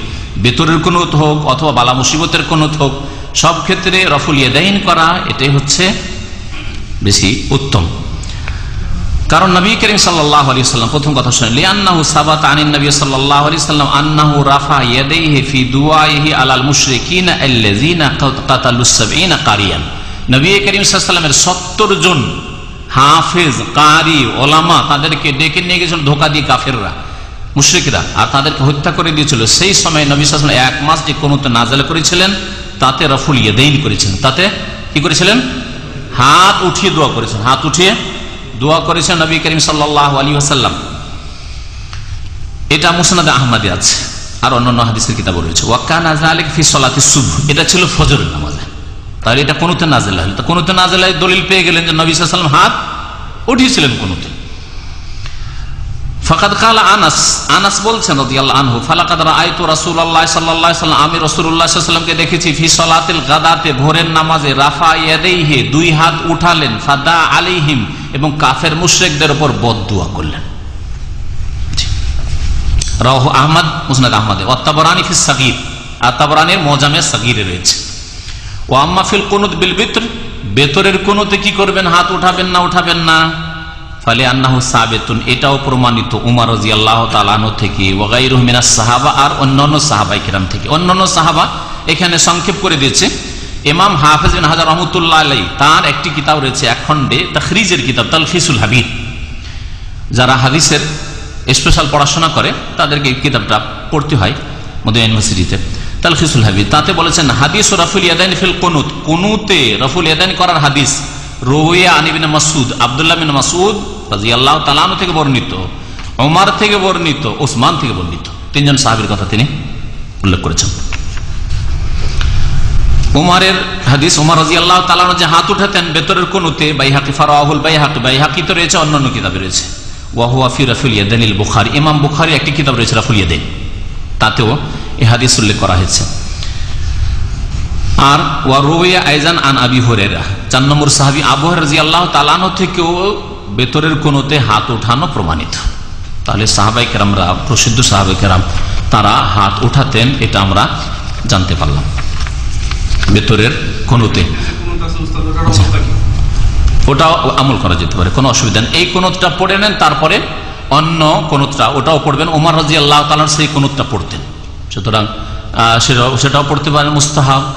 এছাড়া এই দুটি কুনুত ছাড়া, একটি বা দুটি কুনুত ছাড়া আরো কি দোয়া করতে পারেন না পারেন না, এটা আর একটা মাসলা, যে মাসলা আপনাদের সামনে ইনশাআল্লাহ তাআলা আমি পেশ করবো, এখনই সেটা উল্লেখ করে দিই। শাইখ ইবনে উসাইমিন রাহমাতুল্লাহ আলাইহি, তাকে জিজ্ঞাসা করা হয় আন হুকমি জিয়াদাতে ফি দুআইল কুনুত, কুনুতের দুআই বেশি বাড়ানো যাবে না যাবে না। আলাল ওয়ারিদ আনিন নবী সাল্লাল্লাহু আলাইহি ওয়াসাল্লাম থেকে যতটা বর্ণিত তার উপর। নবী সাল্লাল্লাহু আলাইহি ওয়াসাল্লাম কতটা বর্ণিত বলছেন, ফি তালিমিহিল হাসান বিন আলী, হাসান বিন আলী ইবনে আবি তালিবকে যে শিখিয়েছেন। কোনটা? যেটা এখন পড়লেন, এই যে হাদিস পড়লেন বুলুগুল মারামের, আরবিতে রয়েছে 247, যায় না বাংলাতে আপনাদের 1 নম্বর পাঠ থাকতে পারে। হ্যাঁ আছে 244, এত আগে পিছিয়ে হয়ে গেছে। যাই হোক, 244 বাংলা যদি কারো কাছে থাকে বুলুগুল মারাম, আর আমার কাছে 247 রয়েছে। তো তাতে আছে যে হাসান রাদিয়াল্লাহু তাআলা আনহুকে নবী করিম সাল্লাল্লাহু আলাইহি ওয়াসাল্লাম কুনুত শিখিয়েছিলেন ভেতরের। কি কুনুত? আল্লাহুম্মা হাদিনি ফিমান হাদাইত। এর বেশি পড়া যাবে কি যাবে না? বললাম যে ওমর রাদিয়াল্লাহু তাআলা আনহু থেকে, বাইহাকি থেকে এতে রয়েছে আল্লাহুম্মা ইন্না নাস্তাইনুকা ওয়া নাস্তাগফিরুকা ওয়া নাস্তাহদিকা ইলা আখিরিহি। এটা এছাড়া আর কিছু পড়া যাবে কিনা এই মাসলা জিজ্ঞাসা করা হয় শেখ মোহাম্মদ বিন সালেহ রাহমাতুল্লাহি আলাইহি।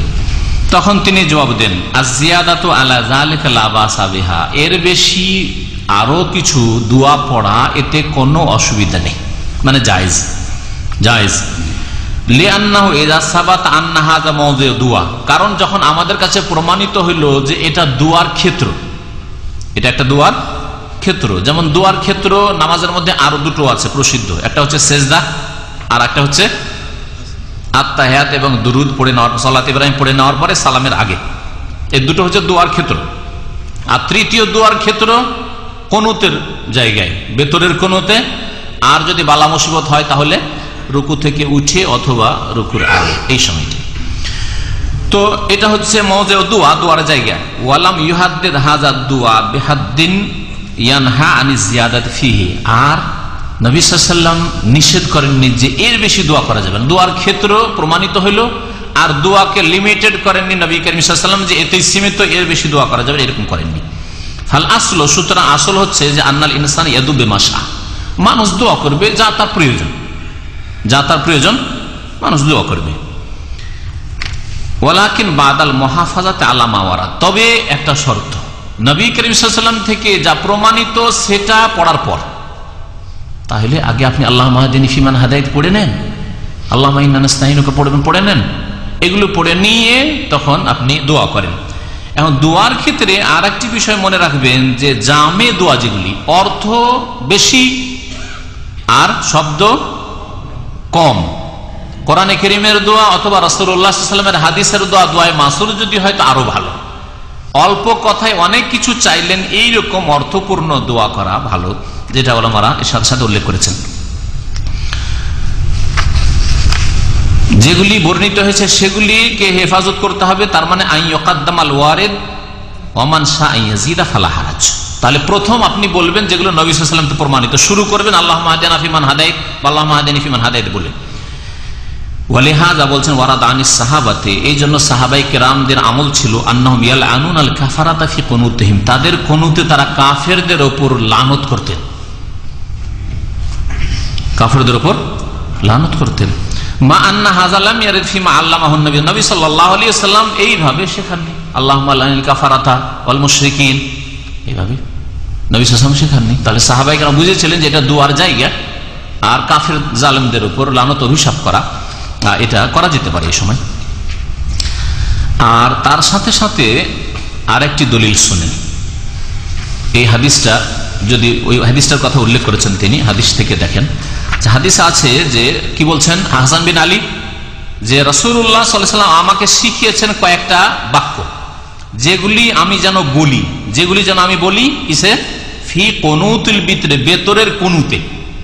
তাহলে বেতরের কুনুতে যেন এগুলি বলি, তার মানে বেতরের কুনুত একটা জিনিস, তাতে এই দোয়াগুলি যেন বলি। তাহলে এই দোয়াতেই শুধু সীমিত নয়, ভাষার দিকে লক্ষ্য করবেন।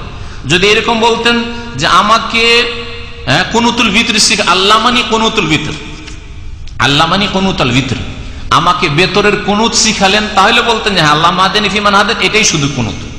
এই ভাষায় বলেননি, বলেছেন আমাকে কিছু শব্দ শিখালেন, বাক্য শিখালেন, যেগুলি যেন আমি বলি ফি কুনুতুল ভিতর। ফি, যেমন আপনি যদি বলেন ফি জারফিয়াতের জন্য বলা হচ্ছে আরবি গ্রামারে, আমি আমার মানি ব্যাগে টাকা রাখলাম, তার মানে এই না যে মানি ব্যাগে শুধু টাকা আছে, টাকা ছাড়া কাগজপত্র থাকতে পারে, আর অন্য কার্ড ফার্ড একামা এগুলো থাকতে পারে, তাই না?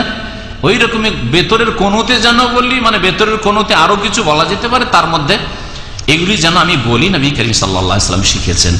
এটা শাইখ ইবনে উসাইমিন রাহমাতুল্লাহি আলাইহি সূক্ষ্ম ইস্তিদলাল, এর নাম হচ্ছে ইস্তিমবাত, আর এর নাম হচ্ছে আল্লামা হওয়া, যে হাদিসের আয়াতের কোন অংশ থেকে কোনটা মাসলা ইস্তিমবাত হইতে পারে, কোন মাসলাটা বের করা যেতে পারে, ইস্তেখরাজ বের করা যেতে পারে, এই যোগ্যতা, এর নাম হচ্ছে ইজতিহাদ। হাদিসে আছে, কিন্তু ওখান থেকে যে মাসলা বেরোবে এটা আপনার ব্রেনের ধারণা, আমার ব্রেনের ধারণা হয়তো, কিন্তু একজন ভালো আলেম যাকে সত্যি আলেম বা আল্লামা বলতে পারেন, তার ব্রেনে সেটা আসছে যে হ্যাঁ এই আয়াত বা এই হাদিসের অংশটুকু থেকে এই মাসলা ইস্তেমাদ করা যেতে পারে। সুতরাং তিনি বলছেন যে এর দ্বারা বোঝা গেল যে ওয়ালাকুল ফাইনাল জওয়াব আন্না জিয়াদাত আলা যালিকা লা বাসা বিহা, এই বেতরের কোনোতে বা কোনোতে নাযালা এর চাইতে বেশি পড়ায় কোনো অসুবিধা নেই। ওয়ালাল ইনসানে আইয়াদুয়া বিদুআইন মুনাসিবিন মিন জাওয়ামি দুআ, আর মানুষের জন্য উচিত হবে যে উপযোগী সময় উপযোগী দোয়া করবে, নিজের অবস্থা উপযোগী দোয়া করবে। আপনার যেমন অবস্থা আছে, যেমন কিছু প্রয়োজন তেমন দোয়া করেন। আপনার জাতির, আপনার দেশবাসীর, আপনার এলাকার লোকের বা আপনার পরিবারের যেমন কিছু প্রয়োজন তখন সেই রকম দোয়া করবেন, যখন যেরকম অবস্থায় তখন ওই রকম দোয়া করবেন। আর মিন জাওয়ামি দোয়া, জামে দোয়া করবেন, শব্দ অল্প আর অর্থ অনেক বেশি। দেখেন দোয়ায় কোন কেমন, তার অর্থতে বুঝলেন। মিম্মা ইউহিম্মুল মুসলিমিন, যেটা মুসলমানদের জন্য গুরুত্বপূর্ণ, ফি উমরি দীনি ওয়া দুনিয়াহুম, তাদের দিন দুনিয়ার ক্ষেত্রে মুসলিমরা খেতে পায় না, তাহলে তাদের এই দুর্গত অবস্থা থেকে আল্লাহ পাক যেন মুক্ত করুক, সেজন্য দোয়া করতে হবে। মুসলিমদের টাকা পয়সার অভাব নেই, ধন দৌলতের অভাব নেই, তেল পেট্রোলের অভাব নেই, কিন্তু নেতৃত্বের অভাব আছে, দোয়া করবেন এরকম। হ্যাঁ, মুসলিমদের মধ্যে যেসব রোগ রয়েছে সেসব রোগ থেকে আল্লাহ পাক তাদেরকে মুক্ত করুক, এই জন্য দোয়া করবেন। সময় উপযোগী দোয়া হইতে হবে, এটা হচ্ছে সময়ের দাবি। আল্লাহ পাক রব্বুল আলামিন যেন মুসলিম উম্মতের হেফাজত করেন, আল্লাহ পাক রব্বুল আলামিন জালেমদেরকে যেন তাদের জুলম থেকে দূর করেন, আল্লাহ পাক জালেমদের জুলম থেকে উম্মতে মুসলিমাকে যেন রক্ষা করেন। হ্যাঁ, সময় কি শেষ? প্রশ্ন আছে আগে বলছেন, প্রশ্ন উত্তর দেব। মাসলা শুরু করলে মাসলা লম্বা আছে, আগে হাত রাখবেন না আগে পা রাখবেন নামাজে, যদিও মাসলা খুব ছোট কিন্তু ইখতিলাফ এবং দলিল যুক্তি তাদের খুব লম্বা আছে, এই জন্য তাদের সময় লাগবে। যদি মনে করেন যে আমি প্রশ্ন উত্তর দেবো তাহলে ছেড়ে দিচ্ছি। হ্যাঁ, প্রশ্ন আছে বেশি? হ্যাঁ,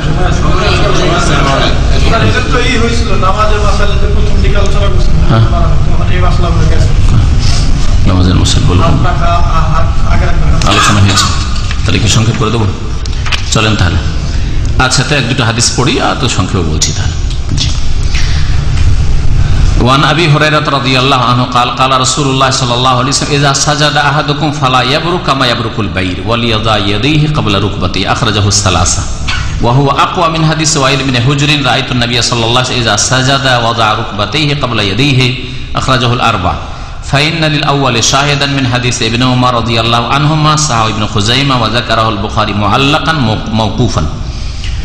আবু হুরায়রা রাদিয়াল্লাহু তাআলা আনহু থেকে বর্ণিত, তিনি বলছেন যে রাসূলুল্লাহ সাল্লাল্লাহু আলাইহি সাল্লাম বলেছেন, ইজা সাজাদা আহাদুকুম, তোমাদের কেউ যখন সিজদা করবে, ফালা ইয়াবরুক কামা ইয়াবরুকুল বাইর, তখন যেন না বসে উটের বসার মতো।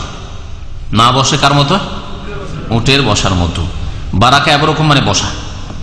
জি, এই জন্য আরবরা যে কাউকে মোবারকবাদ পেশ করার ক্ষেত্রে মবরুক মবরুক বলে, মবরুক বলাটা শুদ্ধ ভাষা নেই, অর্থের দিক থেকে বলে, যদিও আঞ্চলিক ভাষা তাদের মাতৃভাষা, কিন্তু সূক্ষ্ম আরবি অর্থে কিন্তু ভুল।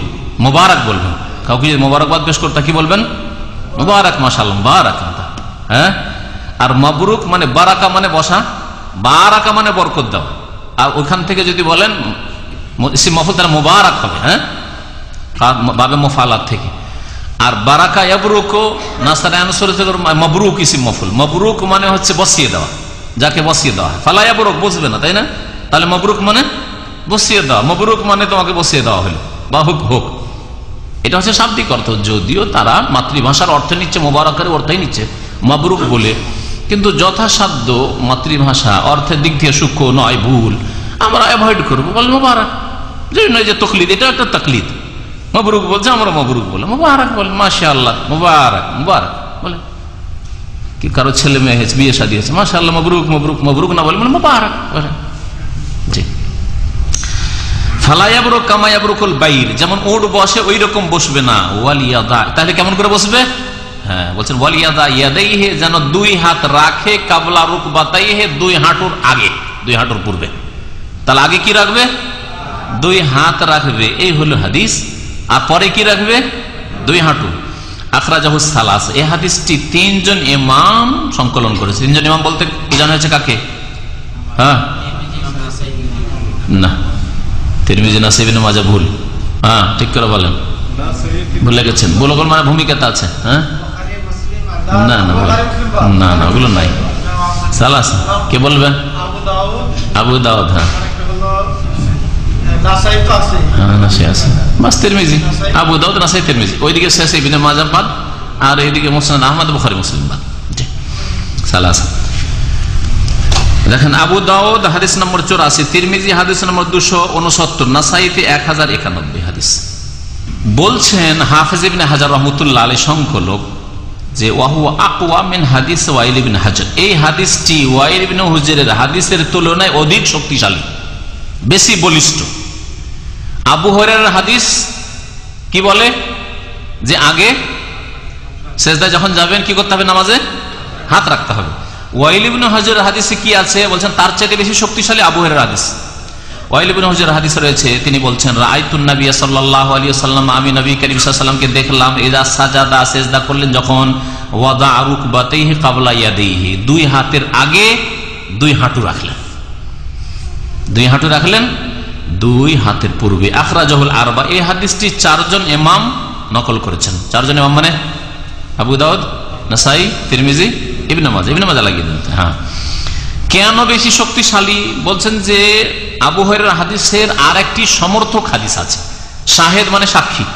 ফাইনালিল আউয়ালে শাহেদান মিন হাদিস ইবনে উমর, কারণ প্রথম হাদিসটি আবু হুরায়রার হাদিস, যে ওই হাদিসের শাহেদ মানে সমর্থক আছে মিন হাদিসে ইবনে উমর, আব্দুল্লাহ বিন উমর রাদিয়াল্লাহু তাআলা আনহুমা থেকে, যে হাদিসটিকে ইবনে খুজাইমা নকল করেছেন সহিহ সাহাহ ইবনে খুজাইমা, ওয়া যাকারাহুল বুখারী মুআল্লাকান মাওকুফান, আর ইমাম বুখারী উল্লেখ করেছেন তার কিতাবে, কিন্তু হাদিসটা বিনা সনদে মুআল্লাক, আর মওকুফ মানে আব্দুল্লাহ বিন উমর থেকে বর্ণিত, নবী সাল্লাল্লাহু আলাইহি ওয়াসাল্লাম পর্যন্ত পৌঁছানো হয়নি হাদিসটা।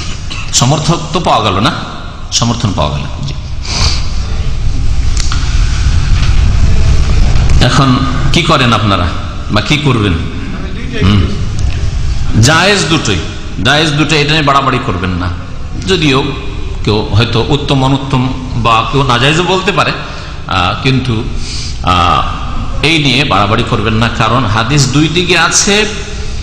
একটা সমন্বয় করেছে, যেমন ইবনে হাজার রহমাতুল্লাহ বলেছেন যে আবু হুরায়রার হাদিস, তার সমর্থক হাদিস আব্দুল্লাহ বিন উমর, ওই মর্মে দুটি হাদিস, সুতরাং ওইটা বেশি শক্তিশালী, শক্তিশালীর উপর আমল করবো। ওয়াইল ইবনে হাজার হাদিস, হাঁটু রাখার হাদিস, ওর চাইতে তুলনামূলক দুর্বল বা নিচে, সেজন্য সেই হাদিসের উপর আমল করব না। তাহলে এটা দুই রকম পরস্পর বিরোধী হাদিসের মধ্যে তারজি দেওয়া হলো, প্রাধান্য দেওয়া হলো অধিক শক্তিশালী হাদিসকে। আর একটা সমন্বয় হচ্ছে যে উত্তম অনুত্তমের ইখতিলাফ, শুধু উত্তম হচ্ছে হাত রাখা, আর যদি কেউ হাঁটু রাখে তাহলে জায়েজ, কারণ ওয়াইল ইবনে হুজরের হাদিসে রয়েছে তিনি নবী করিম সাল্লাল্লাহু আলাইহি ওয়াসাল্লামকে দেখেছেন।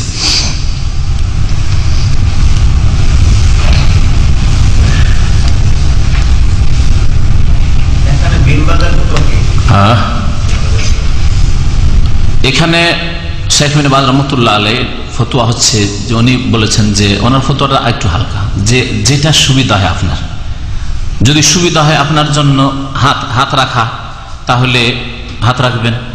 বুড়া মানুষ, যারা বয়স্ক মানুষ বা মোটা মানুষ, তাদের জন্য হাত রাখাটা সুবিধা, পা রাখা কষ্টকর। আর যদি সুবিধা হয় আপনার এই হাঁটু রাখা, তাহলে হাঁটু রাখবেন। তাহলে উনি বুঝাতে চাইছেন যে বয়স্ক মানুষ যারা, তাদের জন্য হাত রাখাটাই অসুবিধা নেই, দুটোকে এক কথায় জায়েজ করেছেন। পক্ষান্তরে আল্লামা নাসিরউদ্দিন আলবানী রহমতুল্লাহ আলাইহি তিনি খুব জোর দিয়েছেন যে না, আবু হুরায়রা রাদিয়াল্লাহু তাআলা হাদিসে যে রয়েছে ওইভাবে আমল করতে হবে, যে আগে হাত রাখতে হবে আর পরে হাঁটু। উটের মতো বসা নিষেধ করা হয়েছে, সুতরাং এইভাবে বসবে না, নিষেধ।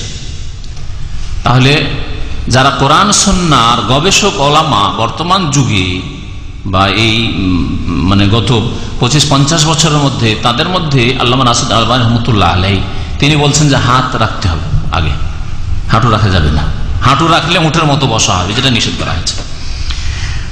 পক্ষান্তরে যদি দেখা যায় যে আরেকজন কোরআন সুন্নাহর আলেম, গবেষক আলেম, মুহাদ্দিস, সালাফি, কোরআন সুন্নাহর অনুসারী, তারা কোনো মযহাবের অন্ধত্ব তাকলিদ করতেন না, অনুকরণ করতেন না। আল্লামা ইমাম ইবনুল কাইয়িম রাহমাতুল্লাহ আলাইহি যদি কোরআন সুন্নাহর অনুসরণের নাম আহলে হাদিস হওয়া হয়, আর এটা হচ্ছে ঠিক, যারা আকীদা, ইবাদত, আমলে, আখলাক, কোরআন সুন্নাহ অনুসরণ করবে তারাই আহলুল হাদিস, কোরআন সুন্নাহর অনুসারী। হাদিস মানে কোরআন হাদিস, হাদিস কোরআনকে বলা হয়, হাদিসকে বলা হয়। তাহলে একদিকে দেখা যাচ্ছে যে আল্লামা নাসিরুদ্দিন আলবানী রহমতুল্লাহ আলাইহি আহলে হাদিসদের বড় একজন ইমাম, হ্যাঁ, মুহাদ্দিস, তিনি বলছেন আগে হাত রাখতে হবে। আরেকদিকে যদি দেখেন আল্লামা ইবনুল কাইয়িম রহমতুল্লাহ আলাইহিকে, তার ব্যাখ্যা হচ্ছে এই মর্মে যে আগে হাঁটু রাখতে হবে আর পরে হাত রাখতে হবে। তিনি এবং তার মতো যারা, যেমন হাম্বলীরা, এরকমই হানাফিরা, তারা বলছেন যে দেহের যুক্তি তারা পেশ করছেন। যুক্তি হচ্ছে যে আগে নিচের দিক থেকে নামতে শুরু হোক। হ্যাঁ, কয়টা জিনিস নামের সেজদায় গেলে? হ্যাঁ, তিনটা জিনিস নামে। হ্যাঁ, তিনটা জিনিস নামে। একটা হচ্ছে হাঁটু, নিচের দিক থেকে নামা শুরু হবে। আগে নামুক হাঁটু, আরে পা তো আছেই, পা তো মাটিতেই আছে, ও তার নামে না। নামছে প্রথম হাঁটু, আর তারপরে নামবে কি? হ্যাঁ, 2 নম্বরে, আর তারপরে নামবে মাথা, সেজদা। জি, তো বলছে এইভাবে নামুক। তাই এই দিক থেকে যদি আগে হাঁটু রাখেন তাহলে নামার সিরিয়ালটা ঠিক থাকবে। হাঁটু নামছে, তারপরে হাত, তারপরে মাথা নামলো। তারা এইভাবে বলছেন। যুক্তি মূল্য রাখে না যদি হাদিস না থাকতো তাহলে, কিন্তু তারা ওয়াইল বিন হুজর হাদিস পেশ করে এইভাবে তারা ব্যাখ্যা করেছেন। ইমাম ইবনুল কাইয়িম রহমতুল্লাহ আলাইহি বা যারা হাঁটু রাখছেন তারা আবু হুরায়রার হাদিসের কি জবাব দেবেন? তারা বলছেন যে উটের মতো বসতে নিষেধ করা হয়েছে। আর পরে যে ব্যাখ্যাটা ওয়ালিয়াদা ইয়াদাইহি কাবলা রুকবাতাইহি, এটা বর্ণনাকারীর বুঝার ভ্রম হয়ে গেছে, তিনি ভ্রমের দাবি করেছেন। কিন্তু ভ্রম হয়েছে কিনা আল্লাহ আলাম, নিশ্চিত হওয়া বড় মুশকিল। উনি ব্যাখ্যা বলছেন যে পরস্পর বিরোধী। উটের মতো বসিও না আর হাত রাখো, কেমন কথা হলো? দুটোতে বিরোধ সৃষ্টি হয়ে যাচ্ছে। সেজন্য উনি বলছেন যে উটের মতো বসিও না, এটা নবীর কথা সাল্লাল্লাহু আলাইহি সাল্লাম। আর ওয়ালিয়াদা ইয়াদাইহি কাবলা রুকবাতাইহি, নিজের হাত যেন রাখে হাঁটু রাখার পূর্বে, এটা ব্যক্তিগত সাহাবী বর্ণনাকারীর ভ্রম, তার ভ্রম হয়েছে, তিনি ভ্রমের দাবি করেছেন। তাহলে উট কেমন করে বসে এখন দেখতে হয়। ইবনুল কাইয়িমের মতে রহমতুল্লাহ আলাইহি, উট বসে কেমন করে? আগে সামনের, হাঁটুর কথা বলতে হবে না, সামনের পা রাখে না পিছনের পা? সামনের পা রাখে। উট সামনের পা রাখে, সুতরাং তোমরা উটের মতো বসিও না, মানে তোমরা হাত রাখিও না। কে বুঝলেন? ইমাম ইবনুল কাইয়িম রহমতুল্লাহ আলাইহি, হাম্বলীরা, হানাফিরা এইভাবে বুঝলেন। আচ্ছা, পক্ষান্তরে এই হাদিসকে আল্লামা নাসিরুদ্দিন আলবানী, মুহাদ্দিসিনে কেরাম, আহলে হাদিস ওলামা, ইমাম শাফিঈ, হ্যাঁ, তারা কিভাবে বুঝেছেন তাদের ব্যাখ্যাটা শুনেন। তারা বলছেন যে নবী করিম সাল্লাল্লাহু আলাইহি ওয়াসাল্লাম উটের মতো বসতে নিষেধ করেছেন, এটা ঠিক, তাই না? আর নবী সাল্লাল্লাহু আলাইহি ওয়াসাল্লামের এই কথা ওয়ালিয়াদা ইয়াদাইহি কাবলা রুকবাতি, এটা সাহাবীর ভ্রম নয়, বর্ণনাকারী ভ্রম নয়, বরং এটা নবীর কথা। কেমন করে? তারা বলছেন যে হাঁটু কোথায় এটা খোঁজ করতে হবে। উটের হাঁটু সামনের পায়ে, উটের হাঁটুকে আরবিতে রুকবা বলে। আর আরবরা যারা উট পুষে, উট হচ্ছে তাদের প্রধান পশু, তারা রুকবা বলে, সামনের পায়ে যে আছে উটের, এটাকে রুকবা বলে। তাহলে উটের মতো বসিও। আর মানুষের রুকবা কোথায় আছে? হাঁটু কোথায় আছে? পায়ে আছে। তো উটের মতো বসিও না মানে, উটের মতো বসিও না মানে হাঁটু রাখিও না, হাঁটু রাখিও না। তাহলে কি রাখো? হাত রাখো। বুঝতে পারলেন? এবারে এ হলো ব্যাখ্যা, যা বুঝালাম। সুতরাং প্রত্যেকের আপন আপন দৃষ্টিভঙ্গি এবং ব্যাখ্যা দুই পক্ষের আমি বুঝিয়ে দিলাম। এখন আমি ব্যক্তিগত ক্ষেত্রে যেটাকে পছন্দ করি সেটা হচ্ছে যে হাদিসের ভ্রমের দাবি না করি ইবনুল কাইয়িমের মতো। আর বেশি সহিহ হাদিস হচ্ছে হাত রাখার, হাত রাখি। কিন্তু কখনো কখনো ব্যতিক্রম করি, ইচ্ছা করেও কখনো করি, যে যদি ওইটাও সুন্নত হয় তো আমল হয়ে গেল। আবার কখনো কখনো হয়তো শারীরিক দিক থেকে সুবিধা মনে করলাম, রাখলাম। তো রাখার বিষয়টি এখানে রয়েছে। উঠার ক্ষেত্রে ইখতিলাফ আছে, নামার ক্ষেত্রে যেমন ইখতিলাফ আছে, উঠার সময় ইখতিলাফ আছে। উঠার ক্ষেত্রে কি করতে হবে? একদল করে কি, হ্যাঁ, হাতে ভর দি গেল, আগে হাত। যারা বলছে আগে হাত দিতে হবে তারা পরে কিন্তু হাত উঠায়, ঠিক না? হাতে ভর দিয়ে উঠে। যেমন শাফিঈ, আহলে হাদিস ওলামারা, মুহাদ্দিসিন কিরাম অধিকাংশ তারা বলছেন যে হাত পরে উঠাবে। পক্ষান্তরে যারা বলছেন যে আগে হাঁটু যাবে, হাঁটু আগে গেল, তারা উঠে তখন কেমন করে উঠে? হ্যাঁ, আগে হাঁটু উঠে উল্টা করে দেবে। হ্যাঁ, আগে হাত উঠিয়ে না, হাত উঠিয়ে নিয়ে হাঁটু উঠায়। দেখান কেউ, দেখান দেখাই আগে আপনি এটা দেখান। ইমাম শাফিঈ বা মুহাদ্দিস কিরাম যারা বলছেন, আহলে হাদিস ওলামারা যেটা বলছে সেটা দেখান। হ্যাঁ, আগে হাত নামাইলো, ঠিক আছে না? উঠেন। হ্যাঁ, হাঁটু আগে উঠেছে, হাত পরে উঠেছে, ঠিক আছে। হাম্বলি বা হানাফিরা যেভাবে করে, আগে হাঁটু গেল। জি, ওঠার ক্ষেত্রে আগে হাত উঠে আগে রানের উপর রেখে নিয়েছে। ওরা তো জালসা ইস্তেরাহাত করে না, ধাই করে উঠে, তো জালসা ইস্তেরাহাত করে না, সেজন্য রানের উপর আগে হাতটা রেখে নিয়ে রান পরে উঠছে, বুঝলেন? এই ক্ষেত্রে হাতে ভর দিয়ে ওঠা, যদিও সামনে হাদিসগুলো আসেনি সেজন্য হাদিস পেশ করছি না এখানে, হাত পরে উঠাবেন, যাবেন আগে হাত, উত্তম এটা। আর উঠার ক্ষেত্রে হাত পরে উঠবে, হাত আগে যাবে, হাত পরে উঠবে, আল্লাহু আলাম। তবে এইসব মাসলাকে ঝগড়ার ইস্যু বানাবেন না, তর্ক বিতর্কের বিষয়বস্তু বানাবেন না। যদি কেউ আপনার বিপরীত আমল করে পাশে, অসুবিধা নেই। হ্যাঁ, কারণ তাদের দলিল আছে, দৃষ্টিভঙ্গি বুঝার পার্থক্য হতে পারে যে এটা বেশি উত্তম, ওটা কম, এই পার্থক্য। সুতরাং এসব ক্ষেত্রে কেউ ইমাম শাফি, মালিক, আহমদ, ইমাম আবু হানিফা, 4 ইমাম ছাড়া ছিলেন ইমাম আউজাই, তার অনেক অনুসারী ছিল। হ্যাঁ, আর ইমাম দাউদ জাহেরি, জি, হ্যাঁ, সুফিয়ান সৌরি, জি, আবু সৌর। তো এরকম অনেক আইম্মায়ে কেরাম ছিলেন যাদের অনেক ভক্তরা ছিল, ছাত্ররা ছিল, এবং তাদের অনেক লোক তৈরি হয়েছিল। যেমন আজকাল অনেকেই আলবানির অন্ধভক্ত তৈরি হয়েছে। আলবানির ফতোয়া যেখানে দুর্বলও আছে রহমতুল্লাহ আলাই, সেখানেও মুকাল্লিদ। দেখা গেছে আলবানির ফতোয়াতে দুর্বলতা আছে, আলবানির বিপরীত ফতোয়া যে শেখ ইবনে বাজের ফতোয়া, শেখ ইবনে উসাইমিনের ফতোয়া, সেটা বেশি সহি, কিন্তু না পাক্কা মুকাল্লিদ। আবার এর বিপরীত কেউ আছে শেখ ইবনে বাজের মুকাল্লিদ, কিন্তু এইসব আইম্মায়ে কেরামের নামে ইনশাআল্লাহ তাআলা আর মযহাব কায়েম হবে না, কারণ দুনিয়া শেষ হতে যাচ্ছে। আর যে মযহাবের এই ভাঙন উম্মতে মুসলিমায় ধরেছে, এই ভাঙনই বড় ভাঙন হয়ে গেছে। আল্লাহ না করে আর এরকম ভাঙন ধরে, জি, আর না এরকম গোড়ামি পয়দা হয়। জি, কোরআন এবং হাদিসের সবসময় অনুসরণ করতে হবে, এটা আমাদেরকে মনে রাখতে হবে। ইমাম আউজাই কি বলছেন শুনেন, আদরাতুন নাসা ইয়াযাউনা আইদিয়াহুম ক্বাবলা রুকাবিহিম, আমি বহু লোককে পেয়েছি, মানে তার ওস্তাদের জামানার। তাহলে সেই জামানাটা ছিল তাবা তাবেইনদের জামানা, তার ওস্তাদের জামানা মানে তাবা তাবেইনদের জামানা।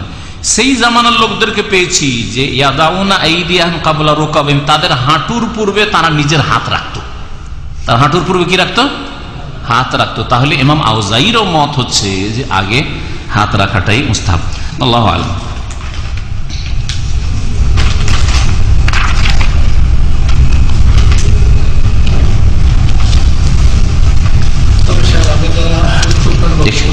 এখানে শেষ করে দিই, কারণ তারপরে বিষয় অন্য শুরু হচ্ছে।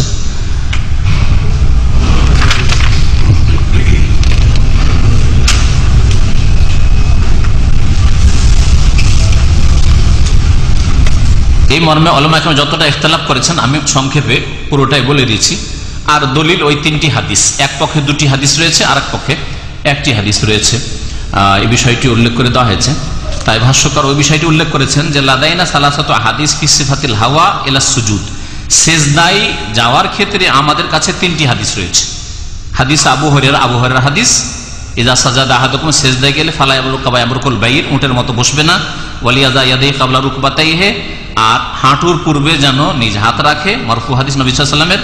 আর আব্দুল্লাহ বিন ওমর থেকে মওকুফ মুআল্লাক হাদিস বুখারীতে রয়েছে, নাফে বলছেন কানা ইবনে ওমর, আব্দুল্লাহ বিন ওমর কি করতেন, ইয়াদাউ ইয়াদাইহি ক্বাবলা রুকবাতাইহি, হাঁটুর পূর্বে 2 হাত রাখতেন, হাঁটুর পূর্বে 2 হাত রাখতেন। আর ওয়াইল ইবনে হুজার হাদিস, এর বিপরীত হাদিস, ইযা সাজাদা, যখন নবী সাল্লাল্লাহু আলাইহি ওয়াসাল্লাম সিজদা করতেন, ওয়াজা রুকবাতাইহি ক্বাবলা ইয়াদাইহি, 2 হাতের আগে 2 হাঁটু রাখতেন।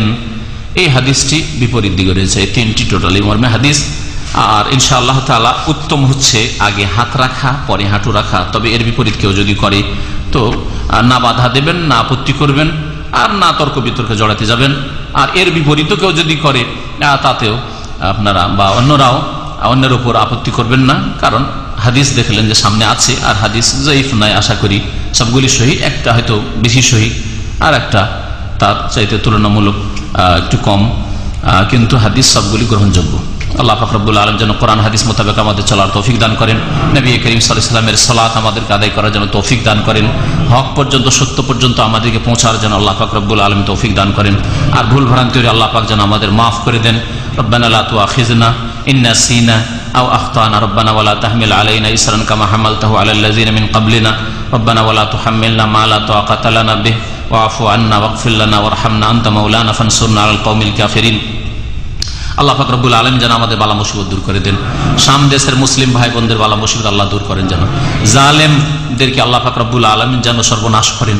আল্লাহ পাক বর্মার যেন জুলম অত্যাচার বালা মুসিবত দূর করে দেন। আল্লাহ পাক বাংলাদেশে যে অবস্থা রয়েছে আল্লাহ পাক রব্বুল আলামিন এই বালা মুসিবত ফিতনা যেন দূর করে দেন। আল্লাহ পাক মুসলিমদেরকে পাশাপাশি মিলে বসার যেন তৌফিক দান করেন। আর কোরআন এবং হাদিস মোতাবেক প্রত্যেক মুসলিমকে, শাসক হোক অথবা জনসাধারণ হোক, আল্লাহ পাক সবাইকে চলার জন্য তৌফিক দান করেন। আল্লাহ পাক সবাইকে যেন হিদায়াত দান করেন। আর জালেমের জুলমকে যেন আল্লাহ পাক রব্বুল আলামিন দূর করেন। আর মজলুমদেরকে আল্লাহ পাক রব্বুল আলামিন যেন সাহায্য করেন। সুবহান রাব্বিকা রব্বিল ইজ্জাতি আম্মা ইয়াসিফুন ওয়া সালামুন আলাল মুরসালিন আলহামদুলিল্লাহি রাব্বিল আলামিন।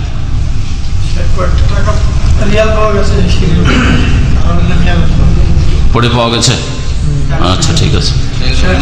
হ্যাঁ, সিঁড়িতে রিয়াল পাওয়া গেছে। যদি আপনাদের কারো হয় তো নিয়ে যেতে পারে। এই 5 রিয়াল আর এই 1 রিয়াল আছে, বলে দিলাম। যদিও বলে দেওয়া সুন্নাতের খেলাফ, বলতে হবে যে পাওয়া গেছে পরিমাণ বলে নিয়ে যাবেন, এটা তরিকা, বুঝলেন না? কিন্তু টাকা যেহেতু অল্প এই জন্য বলে দিলাম। কেউ 5 টাকা ইমান বিক্রি করবেন না আশা করি। কিন্তু 500 রিয়াল থাকলে গোলমাল ছিল। হ্যাঁ, 500 রিয়াল থাকলে গোলমাল ছিল। আল্লাহ পাক যেন আমাদের ইমান মজবুত করে।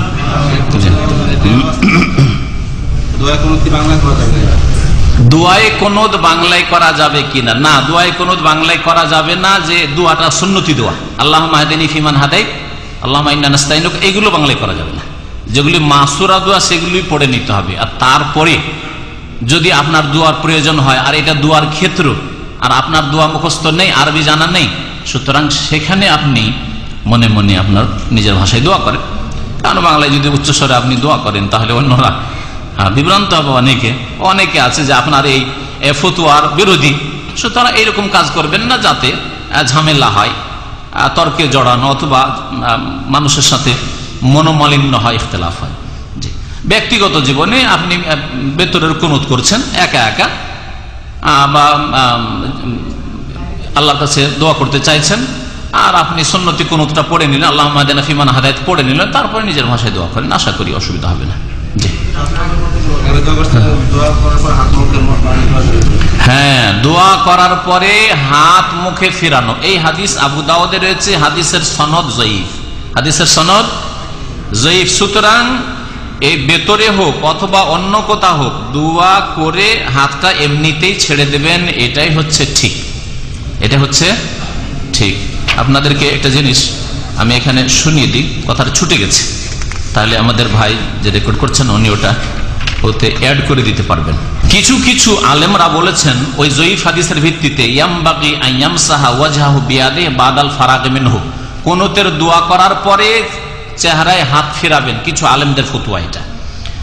কালা শেখ, কিন্তু শাইখুল ইসলাম ইবনে তাইমিয়া রাহমাতুল্লাহ আলাইহি বলছেন, জাআ ফি যালিকা আহাদিসু লা তাকুমু বিহা হুজ্জাতুন, এই মর্মে যে হাদিসগুলি এসেছে সেগুলি দলিল হিসাবে সাব্যস্ত হয় না, মানে কোনো একটিও সহি হাদিস নাই। তাহলে হাত উঠিয়ে দোয়া করা সহি হাদিস দ্বারা প্রমাণিত, কিন্তু তারপরে হাত মুখে ফিরানো এই মর্মে যে হাদিসগুলি রয়েছে একটিও সহি নয়, জয়ীফ হাদিস। সুতরাং এই ক্ষেত্রে সতর্কতা হচ্ছে, যখন সাব্যস্ত হলো না হাত বুলানো চেহারাতে, হাত না বুলিয়ে এমনিতে হাতটা নামিয়ে দেন, তাহলে ইনশাআল্লাহ তাহলে এটাই বেশি ঠিক হবে। সব দলে সব মযহাবের অনুসারীদের মধ্যে কিছু লোক আছে, মূর্খ লোক আছে, যারা আসল মাসলাই জানে না, এজন্য তারা ওইরকম ভুল করে থাকে। জি, সেটা দলিল নাই। দলিল হচ্ছে যে তাদের মাসলাক কি এবং তাদের ওলামাদের আমল কি, তাদের জ্ঞানীদের, তাদের শিক্ষিত লোকদের আমল কি, সেটা দেখার বিষয় রয়েছে। জি,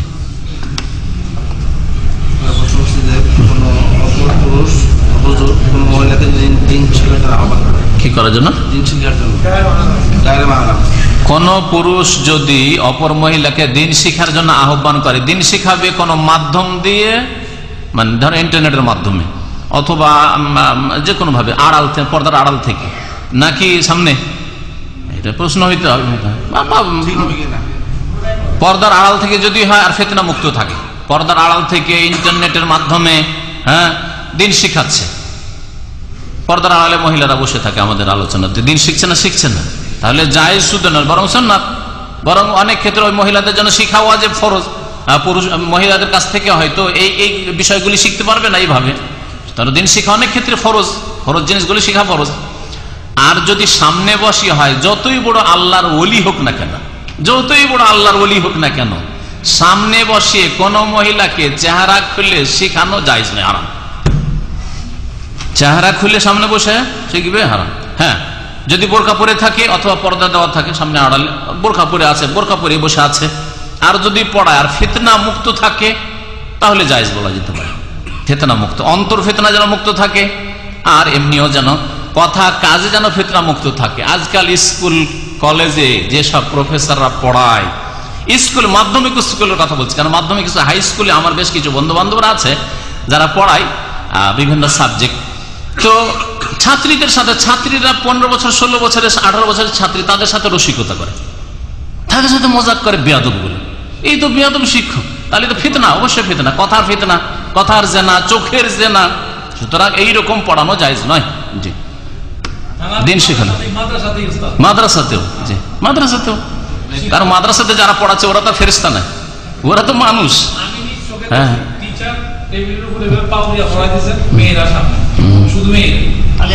শুধু না মজাক করে, হ্যাঁ কেমন জামাই নিবি, হ্যাঁ এইগুলো কথা আলোচনা করে। মাদ্রাসার মৌলবীরা তো আরো মজাকে, এরা যদি খারাপ হয় তো আবার মাস্টার চেয়েও খারাপ। মাদ্রাসার শিক্ষক পুরুষ যদি আবার খারাপ চরিত্রের হয় তো মাস্টার চেয়েও খারাপ।